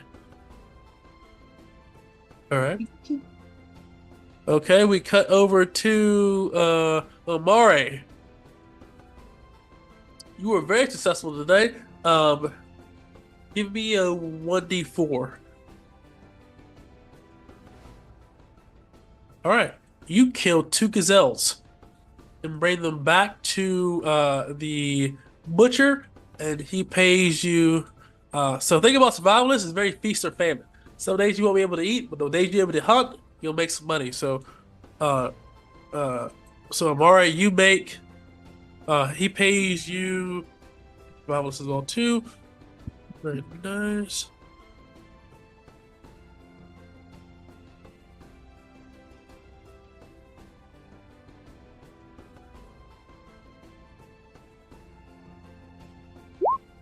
He pays you 99 copper pieces for both corpses. Ooh, damn. Okay. You also gain 75 experience points. Perfect. Okay. All right. The next day passes. All right.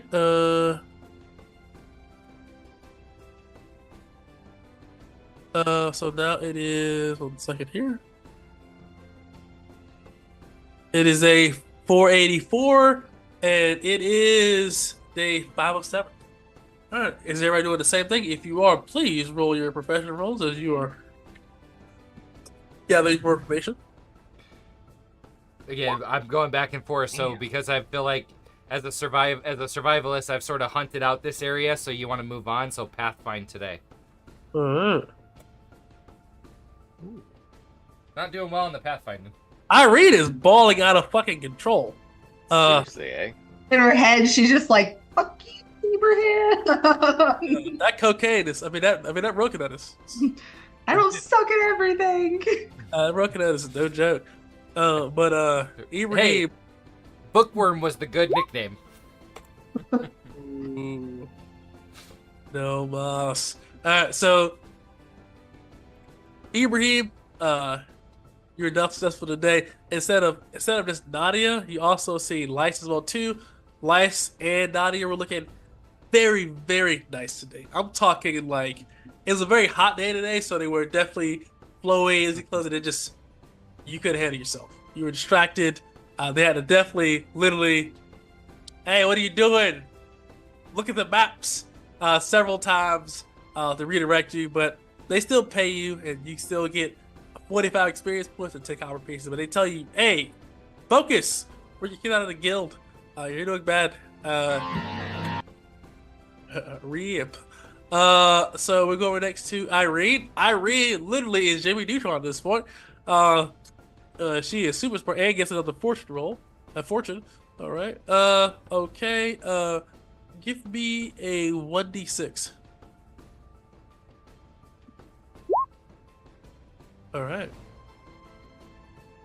As you are searching through books and things of that nature, you find that between one of these 2 books is a trinket. This trinket is worth 50 copper pieces. So I'll say this trinket was somebody had essentially was reading and a really kind of like poorly made silver ring kind of fell out. At this point in time, trying to find this ring and return it to his owners probably would be worth it. You just pawn it and sell it for 50 copper pieces. But you do a pretty good job, standard job. So you get 75 experience points, 25 copper pieces for as far as payment for today. And as far as information, I'll just need a couple more times to really figure out any more information about this area here. Okay. All right. We cut next to Omari. You're pathfinding. I mean, it's not your strong suit, but you do learn more about the area, and you feel as if you try more and more, you'll be successful. So you get 45 experience points, but no money, because that's not how money works. But Ramses, Marlene is definitely having a couple of bad days. She's not doing great. No matter, what you do, she won't kind of get herself in gear where she really needs to go. So they do pay you. It's a pretty suboptimal day. 25 experience points, 10 copper pieces, as you're trying to push a rock that won't move, basically, with Marlene. He's old. And I believe that is the rest of the day. As you guys are basically just out and around town, earning money, finding more information. I'll go to Ramses. How much money experience? 45 experience, 10 copper pieces. But also, as far as your stable master, your stable master's name is 1 second here. I'll tell you that. That's important. It is Amir Farid. I'll put this in chat. This is the stable master. Stop trying to.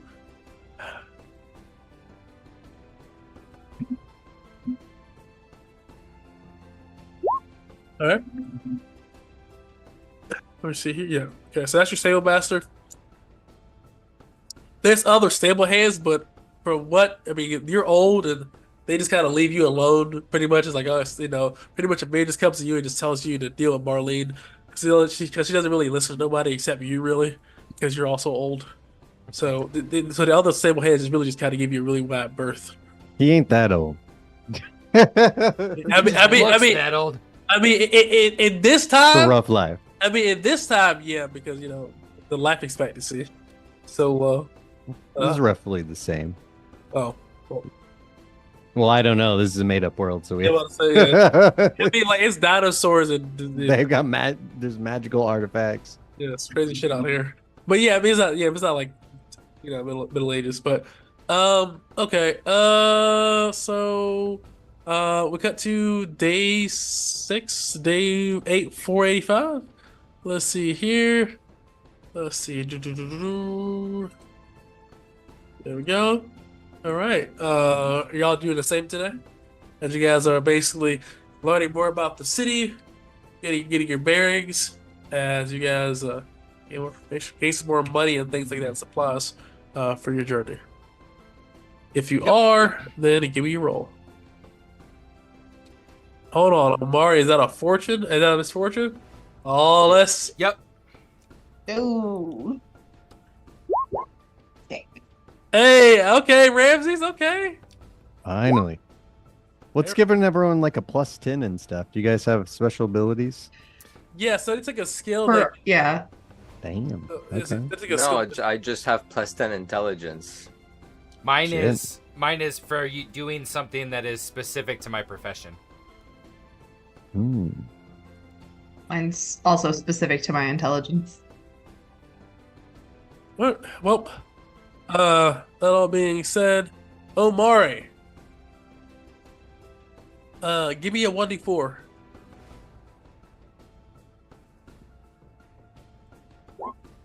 All right.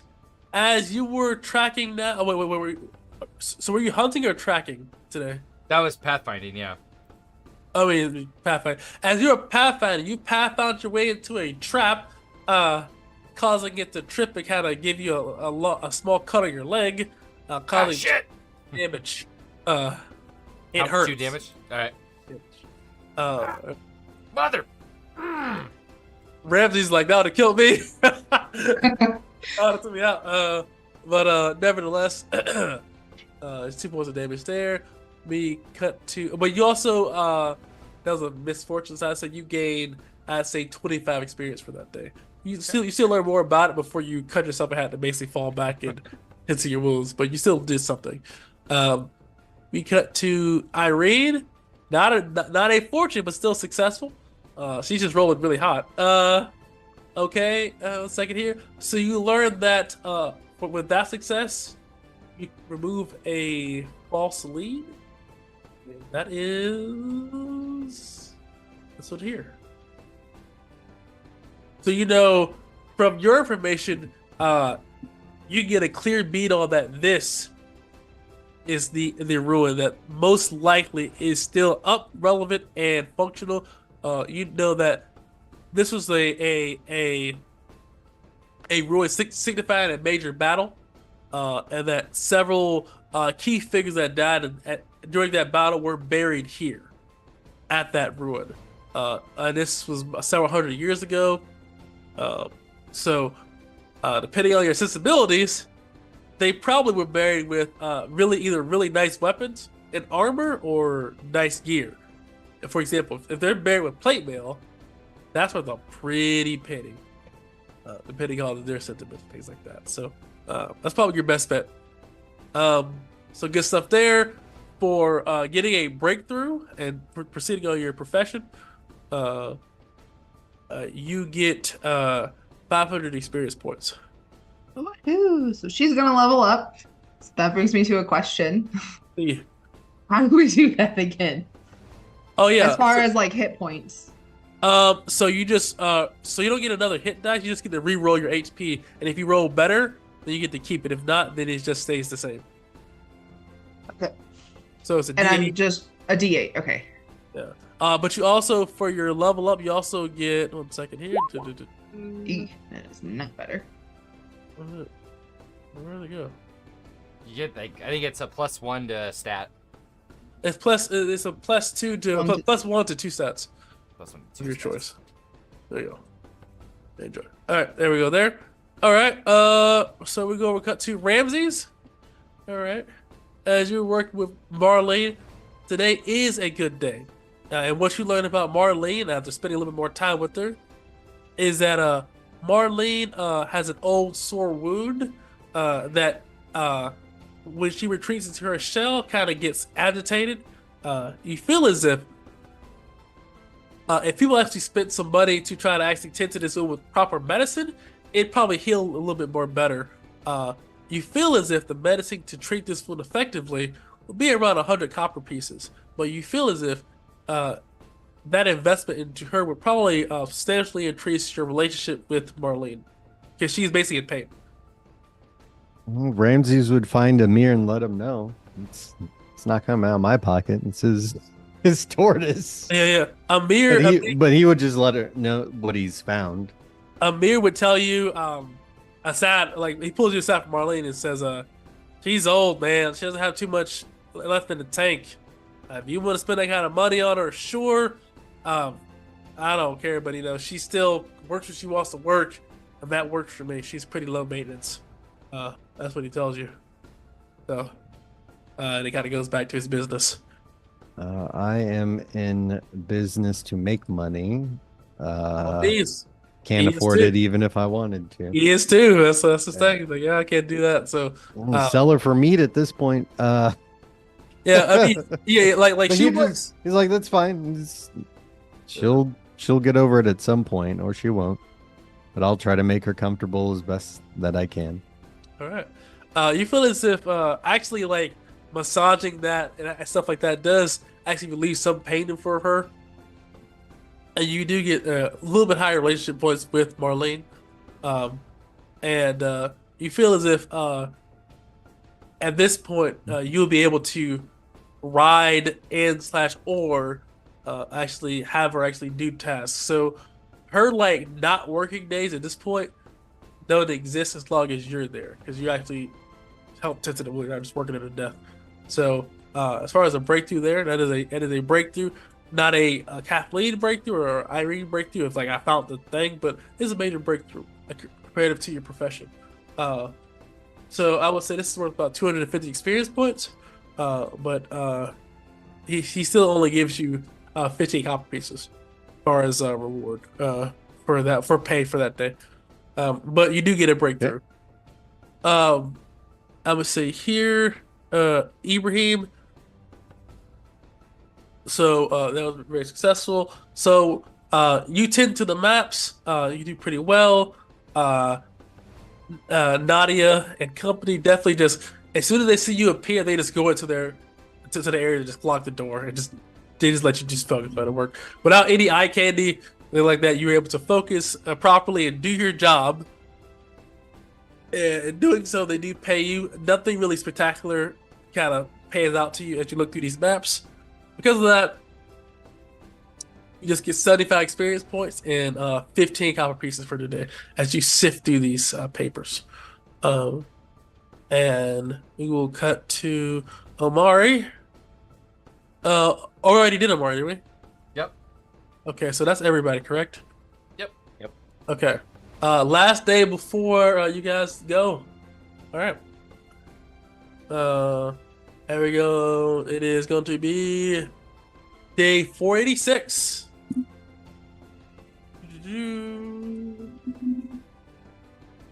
All right. If you're doing what you're doing, do the same. If you're not doing something different, let me know. Today, Omari's gonna hunt rather than pathfind.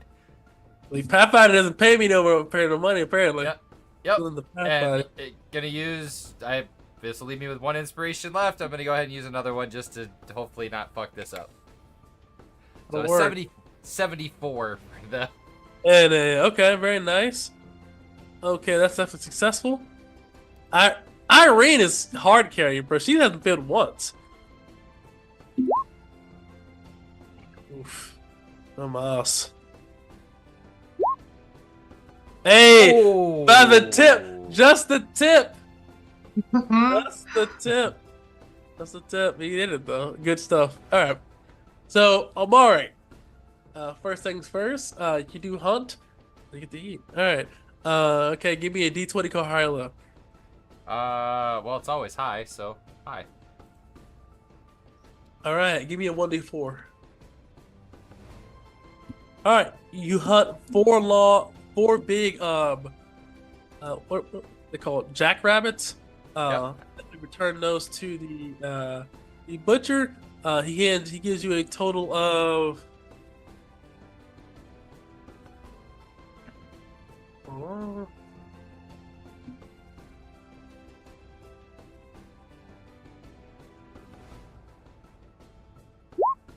he gives you 46 copper pieces for those 4 jackrabbits. Okay. All right. Because you're a survivalist, you know how to use this. So like I assume you basically using your, as soon as you see them appear, you're doing like some Morgan from the wall. Hit him with the stick as they appear. Just stab it, is dying shock. As you just pick him up, preserving the meat. So we paid you a premium for that. Very nice. We cut over to Irene. Successful. Okay. And you didn't fail not one time, correct, Irene? Right. All right. Very nice. Okay. Now this is where your profession is going to use charisma instead of intelligence. Your bosses are feeling very happy with your work, and they want to call you in and talk to you about a promotion. Please, give me your profession. So use your charisma bonus instead of intelligence and roll your +2 D100 in your profession. Let's see how scholarly you are. It's gonna be a novice roll. Plus charisma. Bonus. There you go. Successful. Irene, you have gained a promotion as you talk to the head librarian here, or the head what is it called? Archivist. They look at you and they smile and they say, "Let the rabble see through the books. You have potential. You have a good eye for things and information." And they look and they say, "Instead of a book sorter, you are now a minor archivist." What this means is that they will hand you books that have not been fully categorized, and you must quickly read them and find out any relevant information and where to place them. And it also includes a pay bump. So instead of your 25 copper pieces, because you're educated, this pays 50 copper pieces per day. And Damn, also as well, 100% pay raise. yeah. Hey, listen, We're not there. from barely trained to okay, I got a good job now. It's like okay, I was working on McDonald's. I got educated. ICDC college. Now I'm a software engineer. 100%, baby. Go get higher than that. But essentially, it's basically like she was doing a job that just required you to be able to read. Now she actually has to read with like comprehension and understanding. But also as well too, Irene, you know that information you find in these books can be sold to the highest bidder. Also, can be sold to people that may find it interesting. So it's actually it's a key position. So you gain 150 experience points for your promotion, on top of 50 copper pieces, and on top of your base experience of 75. So you got a promotion because you literally did not fail. All right, so fly high. Okay, so we cut to now. Ibrahim, man, the receptionist today was looking real nice. She came out to play, man. It's like you just couldn't focus, and no matter what, you couldn't make any progress outside of the one place you did find that was relevant here. So you did find one place this week, but outside of that, man, it's just why does every person in this place look amazing? Apparently, but you do get paid for just basically quickly just sifting through like trash, and they pay you 10 CP and 45 copper pieces. And then we cut to Ramsey, just barely, but you learn how to massage slowly but surely. Marlene's kind of basically lingering injury. It's not glamorous work, but it's work. Yeah, but hey, one thing about like animal handlers is that like it's all about building bonds too, though, with your animals and things like that, so they can actually do stuff and fight stuff. So it's like start slow, but it gets higher. It's exponential. But all being said, you did okay. So you gain 75 experience points and 15 copper pieces for the day. As Marlene does do her work as you massage her lingering injury, and you get paid, a little bit higher than normal. You also get some experience points. And I believe that is everybody. Correct? Dude. Yeah. Ibrahim is looking at these guys like, listen, they're married to him. They may say they're married, but are they married? The man's not playing around. He said, all gas, no break. They're dedicated, but are they loyal? Yeah. Ladies and gentlemen, he's trying to break us happy homes. Said, I'm about to sing a song. He's never known a happy home. He thinks it doesn't exist, so whatever. He said, it won't hurt him if he don't know. Can't be a home wrecker if the home's already wrecked. Yeah.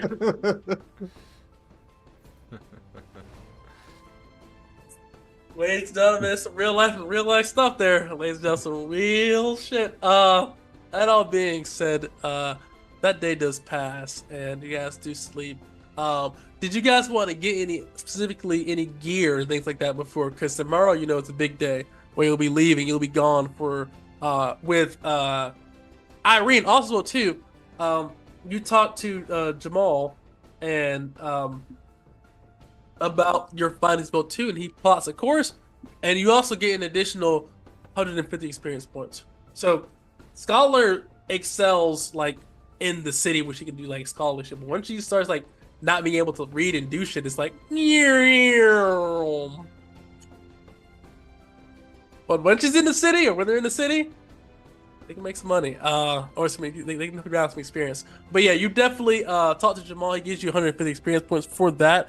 And you know that the journey is 1 second here. Is about a 3-day journey there and back. So both Ibrahim and Omar, you guys are definitely explorers and survivalists. You know you always want to prepare for at least either double that or at least 1.5 that amount of time. Who else is on this expedition? Is it? So it is. I want to say it's at least 5 basically guards, several of the animal handlers, several survivalists and explorers. So it's definitely more than just you guys here. I would say total. So over the 5 days that when we show back up, they've increased their numbers. Yes, because remember they're waiting on the rest of their group to get there. That's why they didn't start a meeting. But will we need to supply our own food and water for the journey? No, but you probably always should, because things never go 100% right. One of the things that I would bring with, I would ask the butcher, given that I'm dropping parts and stuff off, is for all of the like cut off scraps and fat and anything from all of that scraps. And a butcher piece. And then I'm gonna use that to make essentially beef tallow protein bars. So I will go to the market and buy like dried cranberry or some kind of dried berry to mix with it. But I'm making basically beef tallow, which is technically a real thing. You just render down all the fat and take little tiny chunks of meat, grind it up really small, add in berries, some whatever, a little granola, whatever, and shit like and that. and then you pack it together and pack it tight, and you just let the fat sort of harden, and it becomes one of the best sources of pemmican. Yeah. Oh yeah. I was like, I feel like I know that is. Yep. That's exactly what I'm making with as much of the free shit that the butcher's just throwing away as possible to take with me. Well, this is something as well too. So you better have a bit of relationship with him. He's pretty much paid you fairly. So I will say here, this is definitely a survival thing. So please give me a survival using wisdom. See how well you do, how dry you make these bars are, and how well they'll keep. 68. Very nice. They're successful. I would say he would give you basically that shit free. The butcher would, because he's supplying with pretty high quality carcasses. But the granola and oats, the oats and berries, things like that, is only going to cost you about 5 copper pieces. And I would say, give me a 1d20 plus 5. That's how many bars you get. Because pemmican is really dense, and you can make a lot of that shit. You get 18 rations worth of that. Okay. But because it's pemmican and is able to be kind of molded in shape, I would say instead of it taking 1 slot per ration, I would say pemmican would take 2 pemmican per 1 slot. Okay. There we go there. Perfect. You gain 150 experience points for that. That was good thinking. Thank you. Okay. Is anybody else getting anything else? Yeah, I'm getting some stuff. Okay. I bought a shovel, a saw, some spiked boots, and a 10-foot chain. Okay. Ramsey, are you getting anything? How long did we say this was going to be round trip? At least 6 days, at least. But I assume with the survivalists, you always want to. It's probably at least 6 to 9 days. Probably more accurate. You also, when we get together, would know that he'd kind of hand out some of those pemmican rations to everybody as you're kind of as we get back together or as we talk throughout the week. I'm brain dead. I'm sorry. Actually, it's more because you'll get there and then you'll be exploring. Actually, getting there takes 3 days, but you may be there much longer than that. So that could be anywhere from anywhere between 6 to 24 days. Sorry, that's more accurate. Because you're Well, I exploring. can only buy 9 days of rations, so Yeah, I can't carry that much. I can't carry that either. Like, I'm packed right now. Hey, backpacks exist. Just be slow. That's fine, guys. I have a backpack. Oh, Yeah. It's Fucking level 1, man. I have no constitution. I can't do anything. Hey, Actually, am I able to buy a couple of goats? yes, you can. Turns out your rations can walk themselves. That'll do. I'll get some feed for them, but I think 2 goats. Okay, you can definitely get 2 goats. Are they like cheap? Yeah, they're 10 copper. Okay, we definitely got to revise some pricing in the future, but yes. No, but you can definitely get them for 10 goats. That's fine. No, but you need the skill to be able to, Hey, but he's butcher, an animal cook it, handler. whatever. Yeah, he's an And animal. then there's feed, so animal feed, 2 copper. I'll get And I think Bunch of you animal said, feed. correct me if I'm wrong, I think it's 10 or 15 slots per horse. So would that be, I assume, I say for a goat, like 5? Because goats are Well, really... the pack course you said was 20 slots. Okay. Yeah. So I would say goats obviously can't carry as much as a fucking horse. Correct. I would say 5 sounds right to me. 5 per goat. Because they're small. And they're not I think 5 sounds right to me. If I'm wrong, I've never seen a mountain goat or whatever, but I don't think they can carry. and I'll get 6 slots worth of animal feed. Though goats can generally graze anywhere, but just in case. But don't forget you're going to a desert. So just be aware of that. There will be very little opportunity to graze. That's all I can carry, unless they can carry their own feed. Well, each of them has 5 slots, so you kind of like, as far as like a, well, you need basically like if you're out of money, you need basically a pack to buy to put on that. So if you can't afford to pack it, yeah, no. How much is a pack? I don't think there's. No, I would say a pack. Like 10 copper pieces. I'd say it's a little pack.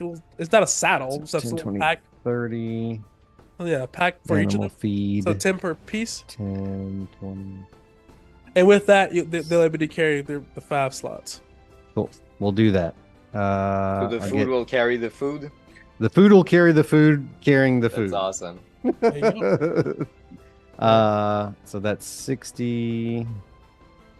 And as an animal handler, so for anybody else, it'd be kind of tough to do because you'd have to basically roll checks to kind of maintain, have them follow you and whatever. But as an animal handler, it's kind of you can just do that because they're already domesticated already, so they're not wild or intelligent enough to really flee. There you go. There. And you said you got a shovel. Yeah, I got a shovel. Irene, do you Shovel, buy a anything? saw, some spiked Yes. boots. Nice. What do How you many in case we need to slots traverse. do the rations take up? Is it one One. for each ration? correct?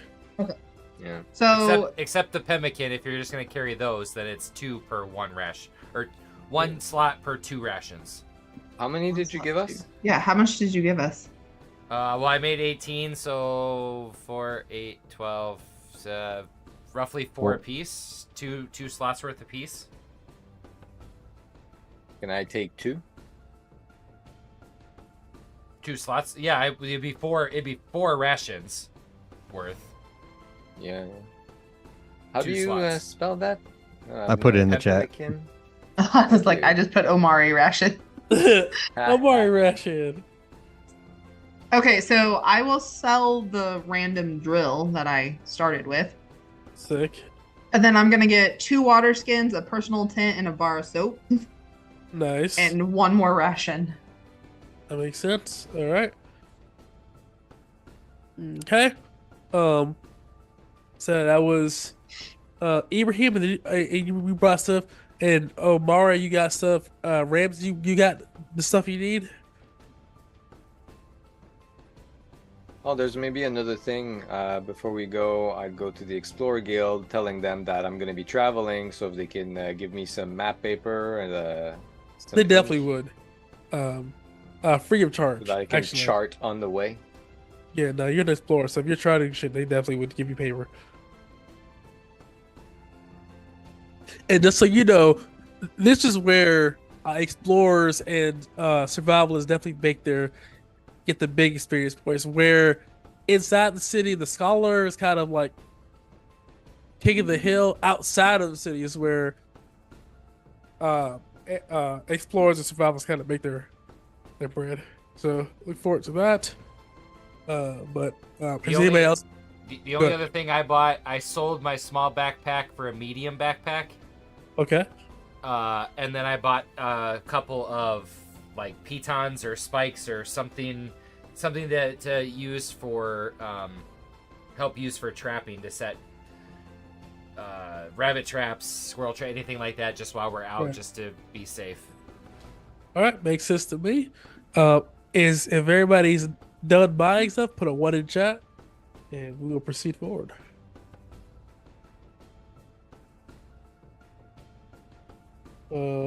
As you guys essentially are finishing up your buying, you meet with Jamal. He says, by the light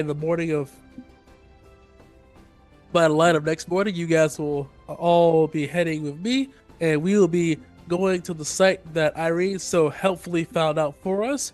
We'll be investigating. We'll be there for at least it will be a 3-day travel, and Emperor willing. And then once we get to that place there, we're going to spend at least 5 days trying to research and look inside and see if we can get any treasure. And if we don't find anything in 5 days, we'll come back. During that time, we will cover your food and drink. Be prepared, because out there in the wild, anything can happen. We can get robbed, so always be prepared for that. And he would look at you and he says, Ramsey, you'll be helping with maintenance of giant tortoises. So not Marlene, because she's too unreliable. So it'll be 2 much younger giant tortoises that are carrying basically large. So instead of like barrels of water, they're large sacks of water, basically, that are slung across the back of the tortoises, along with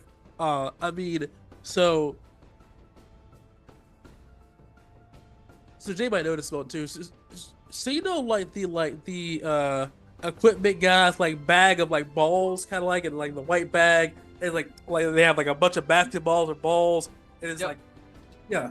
So imagine a bag about 10 times bigger than that, but filled with coconuts, and it's being drugged behind the giant tortoise. So you see, each of these giant tortoises are carrying at least, I would say, somewhere between 700 to, I would say, 800 coconuts. There's a massive bag of just being drugged across the sands. Because these, just for reference, giant tortoises are about 8 or 9 feet tall and about, they're big. Big old turtle. They're big. They're very big, and they're not actually that slow either. Like tortoises, tortoises aren't that slow. Just some tortoises are. That all being said, so Ramsey, you are on. Jamal will say you are on basically tortoise duty. So this is your turtle. There are many like it. This one is yours. And essentially, Ibrahim, you are there to map out the area and make sure that we can get here accurately and as quickly as possible. And any map you make a new sell to the Explorers Guild, he says I get a cut of that. That's pretty standard because he's leading the expedition, and that maps of this importance to key areas sell for a pretty penny. But like I said, you would know this. So he turns into a survivalist. Your job is to make sure that we don't walk into gigantic sand monsters, and also to try to scavenge it or hunt if you can. So survivalist, i.e., Omari, is to avoid giant ant lions, giant sand serpents, things like that. You don't want us to get got. I got it. He nods. And then Irene, your job is to, and also too, you would know that you may want to actually take some books or take a book related to the subject you're going. That would also take up a slot. Because once you're there, you may actually have some more information that's relevant to that tomb in the book you used to figure that out. So if you want to take your book, take that book, it would be one slot. If not, you'll just be using memory, which would be a much harder to do task than just referencing a book. But keep that in mind. Yeah, so she'll just get rid of the dice set she had and replace it with a book.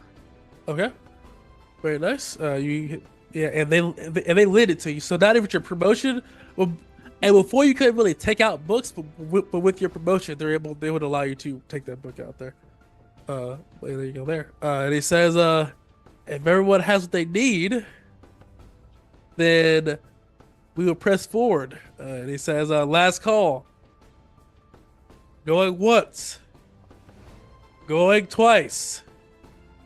And we're out. So, the party's going to officially brave the desert sands. Alright, so we're going to change this now to... Okay, before we go, do y'all need more time? It's okay if you need more time. Because you can't go back. Make sure you know what you need while I change the date and stuff like that. So I'll set that up. So you got a few minutes. This day 487. I think we're good. Okay. I got jam packed. Okay, I'm just saying, don't get out there and be like, hey, that's one of the things about a slots. Fair enough.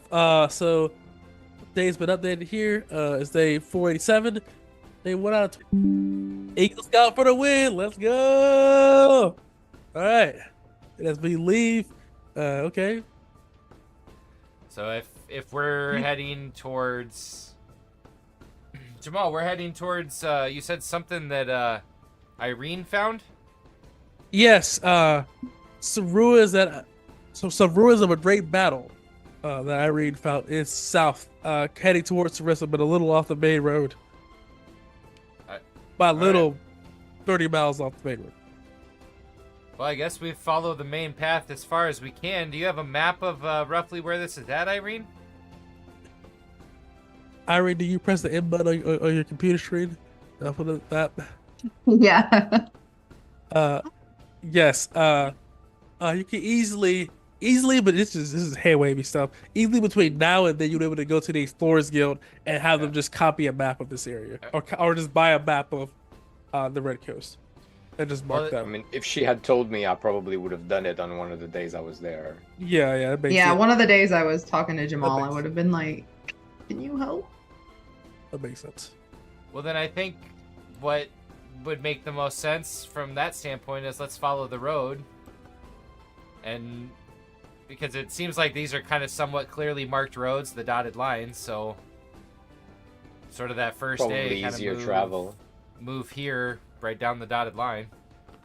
And you know that it cuts both ways. So the main roads will most likely not have monsters, but they may have raiders. Off the road, you may find monsters, but you most definitely won't find raiders. Yep. So just. But I still think leaving the city, you're 30 miles outside the city. You for the first day at least, you follow. Raiders can be reasoned with. Wild beasts, not so much. I'm just giving you the information, so there's no right or wrong choice. I'm just giving you all the facts so you can make your own decision. If he's sort of quote unquote leading it, that would be his thought. Like, first day out, we're just gonna follow the road, make it easy travel, hopefully get as far as we can get, and until you fuck up, they will definitely follow your lead. So, please give me a profession roll as you're leading the operation here. Move, goats. This is not with a +10 because I'm not in the wilderness, correct? Correct. No, you're not. You're in the main. You're on a road. Is this is this still novice? So a +2? Yeah, this is novice. This is all novice. Ooh, with it. Oh, Yeah. very nice there. Fortune roll. 83. Very nice, which is a 93, yeah. Okay, so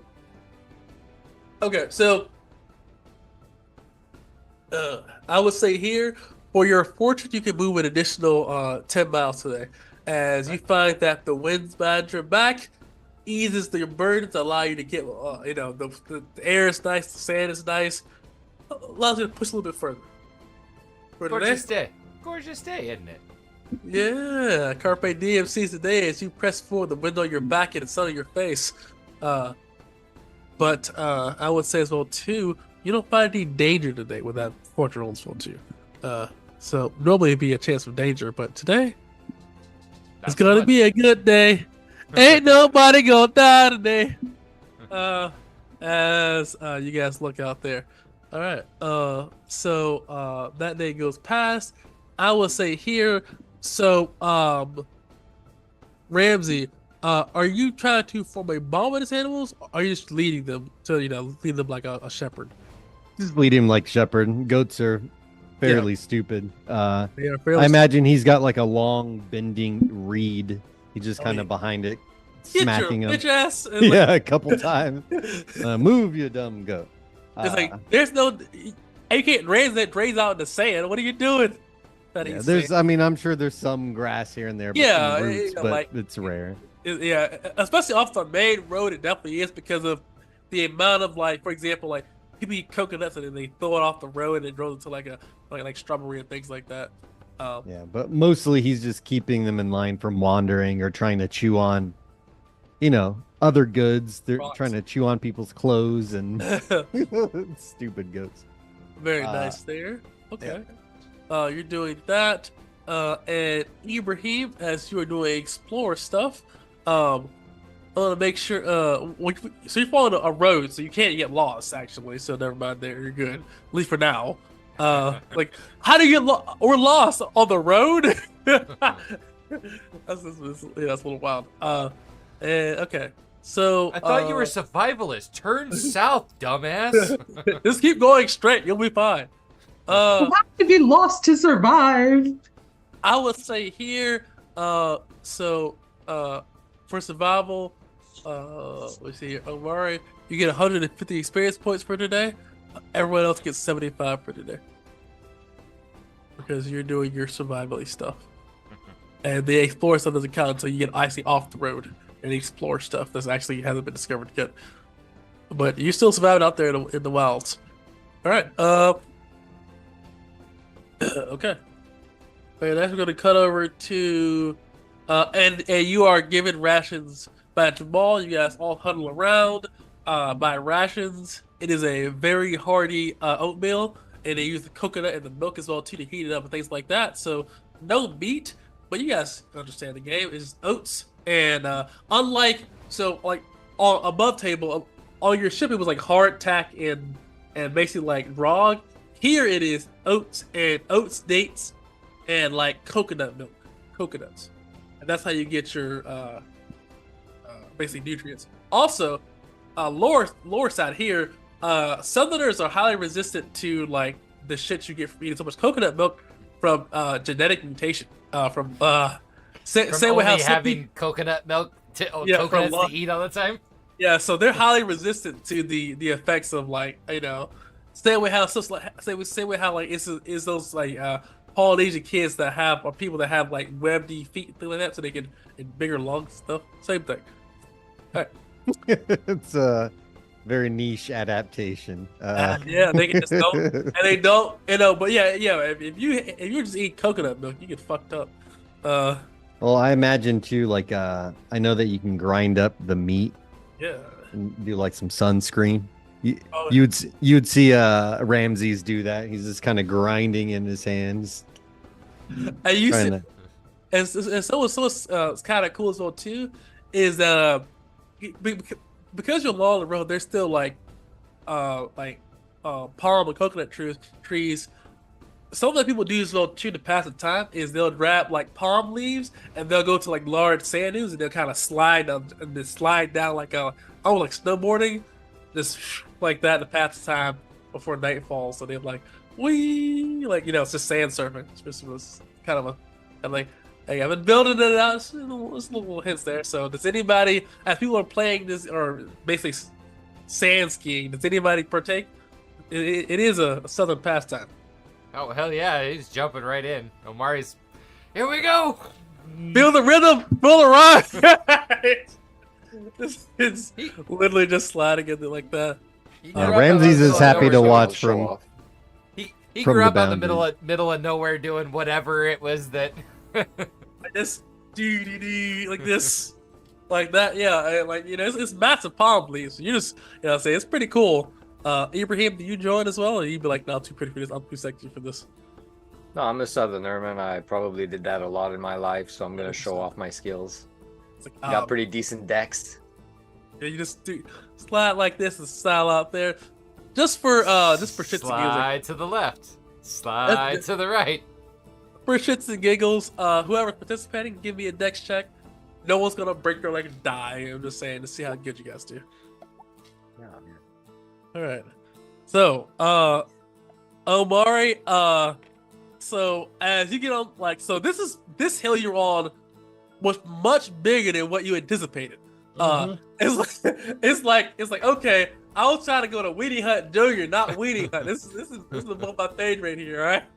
So as you get on this hill, you're like, wow, this is a long, big hill, and you drop your palm leaf there. You're like, okay, I'm not a bitch. All right, slam it down there.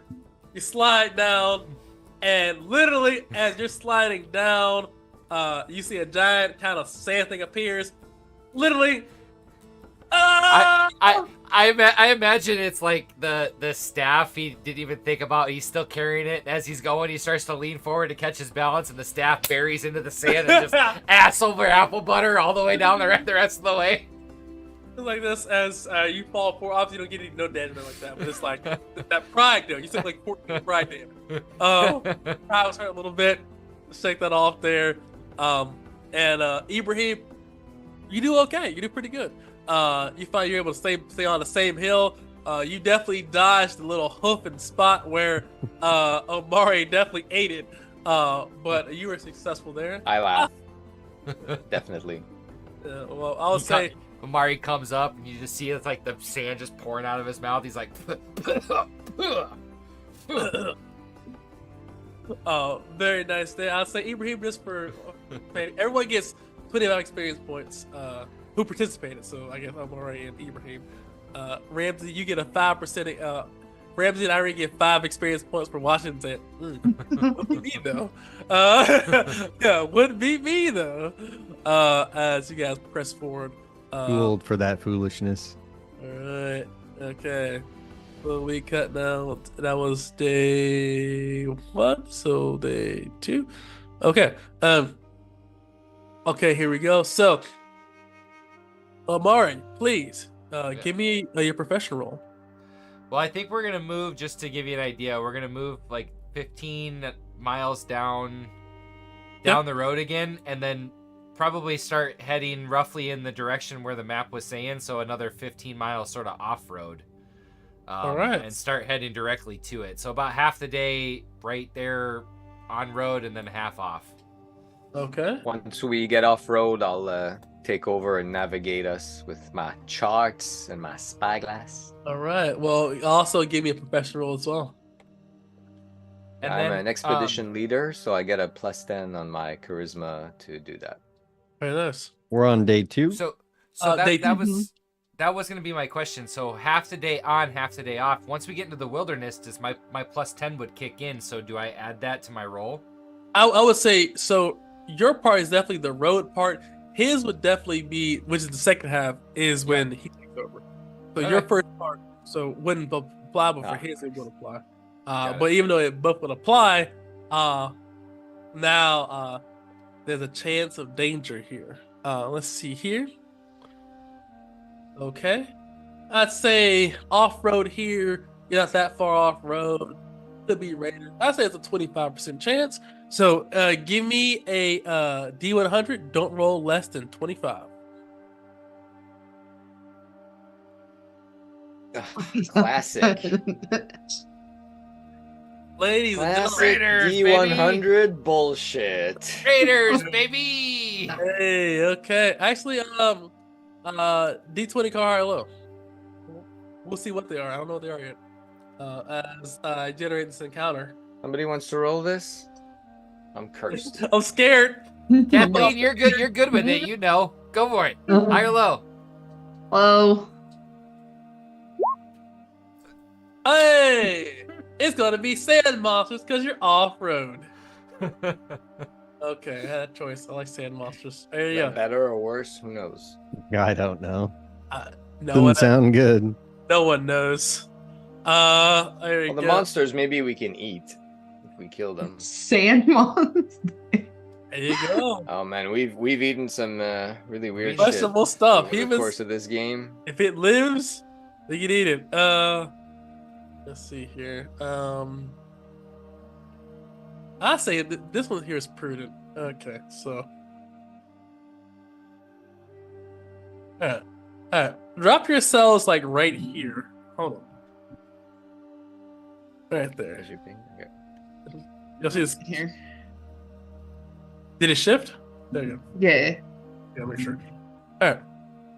That's the road. You guys are off road here. I don't know why it listed me as a seam. Oh, Yeah, did me it really? too. I came out with my original name. Yeah, a That's job. weird. How did That it? is weird. Why is it a job? Oh, I think I know why. Okay. Hold on. Is that a map we were on before? It's because I saved your token as because you overwrote. I think the sheet. It saved. Probably. Oh, probably. Yeah. That's probably why. Come on, saying like, Alright, how's that sorry. possible? That's all good. I will definitely fix this between now and next week. But I'm gonna change this now. As you all are traveling here, let me see here. There's definitely people around as well too. Yeah, 'cause I thought I saved it. Okay, that's fine. So let me see here. What makes sense for this encounter?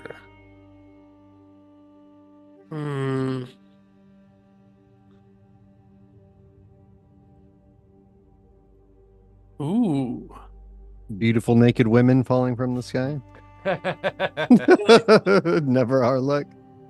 Let's see here. Okay, sick. Okay.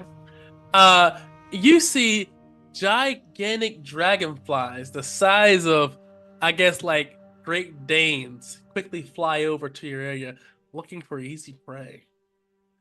And I will drop these guys on here. 1 second. Well, not just the four of us, right? There's like a bunch No. of other people here. There's more. They're just also fighting their own stuff, so that way it's not 96 people on the map having to be resolved.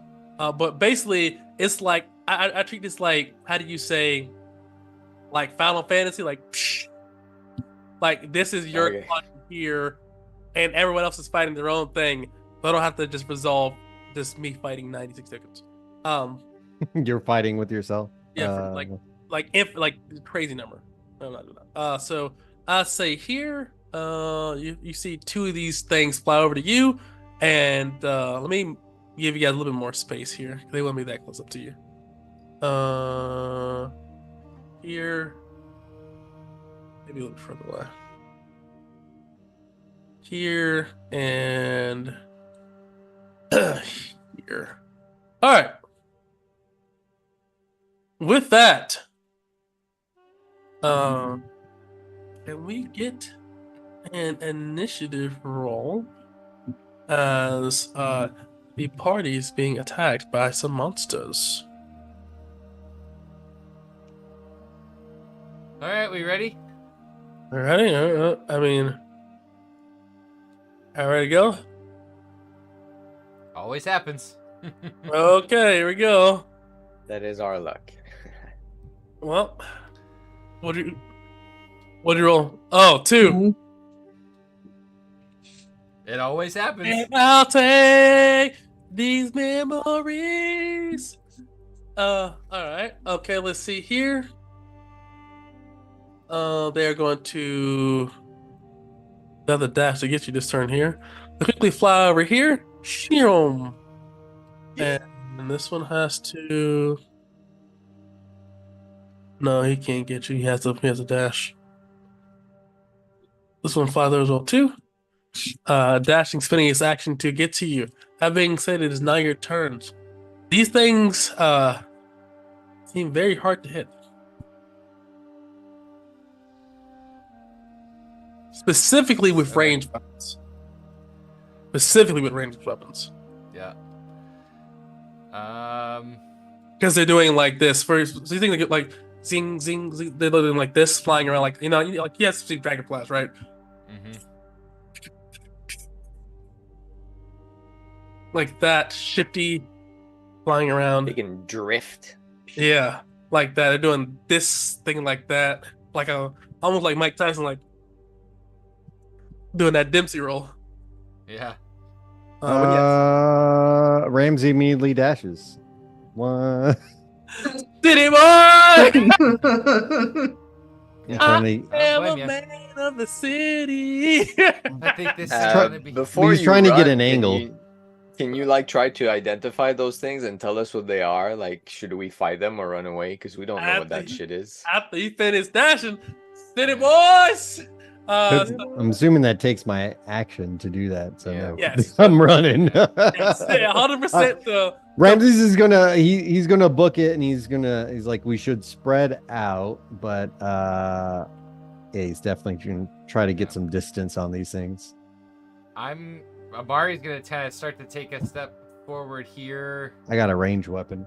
here, Yeah, and as he's gonna just turn and like baseball swing at this thing, just about with the staff, like lightning quick. Just take the staff and sort of stab out at it. All right, D20. That's a crit. I did not sign up for this shit. Okay. Yeah. Critical hit That's- with the that's flank. That's 2d6, right? Yeah. 6. So he hits it for some shit damage, 3 damage. All right, very little damage as you strike. Try to strike 2, but you can't get a good purchase on this thing. But you did do some damage. I'll take the opportunity and crack my whip. Oh, that's a miss. No, you hit. 3? You Oh, can't- that's a hit. All right. Auto hits. It's just not a crit. That's right. Right. That's 4 damage. That's why I'm running. They automatically kill me. Yeah. DR means nothing. Yeah. It's- Pretty much. Fuck that shit. I'm not getting hit. Okay. Irene. And I'm This gonna thing looks move, very and I'm gonna tell. Does Irene? What kind of weapon is she holding? The Glock. Sling. Oh, Oh. right. So I'm not gonna move. It changes nothing. All right, Irene. If you're attacking, Yeah. or do something else. You don't have to. Your choice. No, she's gonna take a shot at it. Okay, shoot to kill. That is a hit. D4? Yeah. How do you do it? Same way she put that rock through the rat skull, she's gonna like kick up a pebble and just kind of pop shot it. This thing collapses on the Nice. ground as you strike it, crushing his carapace, going straight through his brain. It collapses on the ground. All right. That all being said, initiative roll. Oh, that's right. We could win. Yep. We could win You first. did the first one, Oh. Jay? Yeah, I did. I would, hearing him say spread out before end of our last turn, I'd move my last 20 feet back Hey. this way to Yeah, try and but spread out. it's our turn again, so It's I'm alright. gonna move behind Irene since she is flanking. Okay. Seeing it, I'm gonna It's come a right up with it. Critical hit, baby. And that's a 2d8. 2d8. No 6 exploding. damage. Take some of that. Sure. This thing is hurt. Seeing Irene blast this thing with the rock on the other one, he's gonna wait and see if she throws again before he snaps out at it. That hits. All right. You hit it for some damage. It's still alive. And then, You yeah, can I'll flank take- if you move a little bit from to diagonal, hit it. All right. Mar, that's a flank. So that's a critical hit. All right. And 2, it'll take 7 damage. All right. 7 damage. This thing is done. Collapses on the ground in pain. Not able to find purchase on your corpse as it flies over. And with that, the party is victorious. As you defeated these 2 dragonflies here, the party gains 250 experience points. Woo. All right. And with that, as a survivalist, Omar, you know that the wings here are actually worth a pretty penny to collectors. Man. I was gonna take them even if you didn't say that. I was like, those wings must be pretty. I want them. We're out of combat. So let me double check something here. Let me just roll something. Give me 3 don't roll, just somebody tell me high or low. Each of you guys. So just tell me high or low. So I'll go with Irene, high or low. Irene? Low. Okay. Okay. Ramsey, high or low?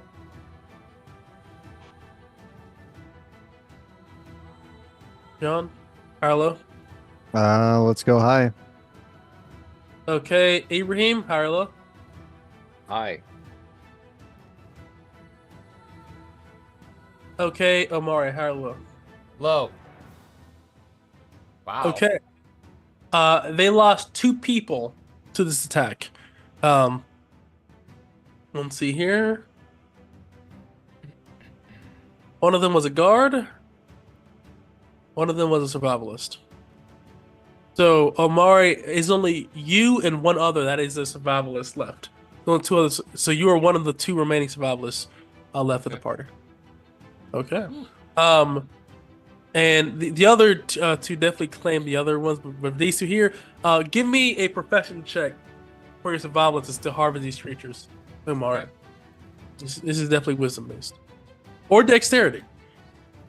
One of those 2. Yeah, I think for him it'd be wisdom just to see if he can look at how these creatures are Yeah, makes sense. You're calling on your knowledge of animals and not animals, of hunting animals and insectoids. Nice. Very nice. That is a fortune roll. This is pretty much a novice task here. They're just big wings, just hack these things off. But that all being said, let's see here. You collect 8 wings. Each of these wings are worth about 25 copper pieces on the open market. So they're basically trinkets. Each of these wings is 1 slot. Okay. So 8 wing, 1 slot, 25 copper pieces each. Consider them trinkets. Even that size probably doesn't weigh much, eh? No, it takes the slot because of the unyieldiness of it. It's a big wing. Can I, since I have a medium backpack and a ton of rope, could I attempt to actually tie it to the bottom of, like, stack them on top of each other and just tie them to the bottom of the backpack? You can, but understand that if you get hit in combat, there's a good chance that they also may be damaged. They break, yeah.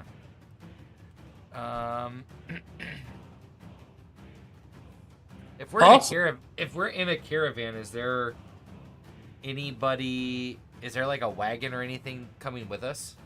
Yeah. So there's, as far as no. So the wagons are the tortoises. The tortoises are considered the wagons. They carry all the shit. Okay. People carry their own like tents and stuff like that, but those are no. The tortoises carry everything basically. So tortoises are basically wagons because the wagons wheels we just get stuck in the sand. How many slots do these things take? Did you say? One per wing. One per Okay. wing. Worth 25 CP each. Which, if we keep them all, then we can take the experience for them. It's true. But if you don't, they're here. 50 experience a piece if we do it. Trying to think. The reason I asked was I'm like, goats. Are we at the end of day 1? This is day 3, I believe. Okay. 2. So this is be the day end of day 2. 2. Yeah, no, day 2. So it's day 2. They've had 5 each, so 3, 6. There's 4 slots available on the goats. So we get to 4 of the wings there. And if then- I ate 2 rations, I've got 2 slots on me. That's 6. Perfect. Because I've had 2 of my own rations because I would have eaten my stuff first. Alright, that makes sense to me. Okie dokie. If you long as you got that squared away, then you can please add that. And we will progress forward. Day 1 second here. Day 2 goes past. After you guys clear that out, you guys bury the 2 dead. They take their you know that obviously it's no way you can take them with you because obviously the heat, they just fucking rot and attract vermin and things like that and foul beasts. So you guys do your best to spend the rest of the day and bury their bodies. You really didn't know them too well. They just were kind of, standard people just working, trying to make a living here. But the Red Coast and the Red Sands claim lives every day. All being said, it's a really somber night. The Jamal does break out a nicer wine instead of the usual coconut milk for you guys to drink and just kind of rest in your feelings as you guys watch people pass on next life. That go over to day 489. And we go over now to day 3. Right, as you guys off road. The 3 of you are impressive. I've never been in a battle like that. You guys are quick. I have to give it to you. Commend your skills. Yes, old man, really showing us how we're carrying you, eh? Well, if that's the way that you feel, but I am not here for combat. Irene will lean over to Ramses. It's okay. He gave me shit the first time, too. Oh, I know it's okay. I have my life. That's all that matters. I'm alive. That's pretty much. I kept my HP. and I read one that point. the dexterity with which you can pick rocks out of the ground and chuck them through things' heads. It's twice in a row you kill shot at something. How does that make you feel? She's just kind of flipping through her books, like, I don't know. Fine, I guess. We do this every day, bro. It's every day, bro. Wouldn't imagine a bookworm being quite such a good shot, but nice job. Thank you. I suppose when the need arises. I guess you can't judge a book by its cover, eh? Inspiration to Jay. Like she gives him that look and everything. More Like, than that, really? He said, "Hey, you better. Is your refrigerator running? You better go catch it." What's a refrigerator? Right? But no, it's fairly impressive. And hey, you actually got a nice little shot in there from distance. It wasn't expecting that out of you. As he's looking She over is at full of Ramsey. surprises, this one. Yeah. looks tame, but really she's a wild beast. She just kind of bows. And he'll quickly look over to you, Ramsey, like, you got a good shot in there too. It was a nice shot from back there. Maybe earshot. I heard what was going on, but there was no shots made. I thought you rolled an attack roll. No, he didn't. No, you guys killed. Oh. I was in He was reserve. getting ready. I was getting ready. I was like, I'm loading it up. But you youngsters had it. He said, I'm making it. I was leading from Oh. behind. Thank you for supervising the combat. There you go. Supervisor. He's saying, like, no, go left. No, go right. Keep these- running. Are either of these goats females? AKA, is there some goat's milk? I mean, you're smart enough as an animal handler. You can. Do you want one of them to be female? It makes sense to I me. mean, that's Right, what you if want. you bought them, you pick them. Oh Yeah. yeah. I mean, What you want. hold on now. I say to be fair, roll a d20 for both call high or low because you didn't say that initially. To be fair, No, I don't. That's why I'm asking now. Yeah. I don't think both need to be as long as one. We'll Yeah. call high for the first one. Yep. It's There a you go. lady. Hey. There Yeah, you we'll go. call one. Get some sweet goat's milk. That's probably better than what we've been Ooh. I would drinking. say here, yeah. I mean, coconut milk does get like boring, like let's take the water, or grog. After a while, only drinking coconut milk, having goat's milk, a little mix, something a little different. So. Mix it up. We can make some cheese out of it. Yeah. So, there you go there. And one thing about Animal Handler too is being able to get the yield from like animals that like you don't kill like a survivalist. Like, for example, like wool, Wool, eggs, yeah, milk. stuff like that. I mean, like you're much better at that because you're an animal handler. So things like that. But fair enough. I say here as you guys wake up for the day, this is gonna be both Ibrahim and Omari. So please, they look at you and say, "Can you please lead us to not a dragonfly den or an area, please?" Well, I mean, again, looking at the map, it's kind of right at the end of the day. It's right, basically where she is, right in the middle of where Irene came in with it circled. So Unless we get lost. unless we get lost, Unless we're lost. But fair enough. Don't It is. underestimate the dice. It is. Well, fair enough here. I would say now at this point here, the chances go from minor fortune to fortune, but also to misfortune. So it's not a minor anymore here. So, because now you're off the beaten path. Now shit gets real. Okay.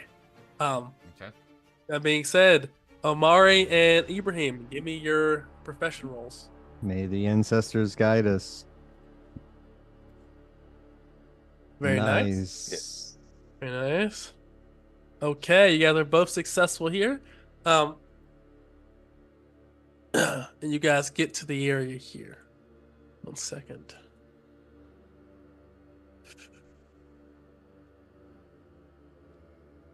As you guys get here, now you have to essentially find where it is exactly. So now you're in the right spot.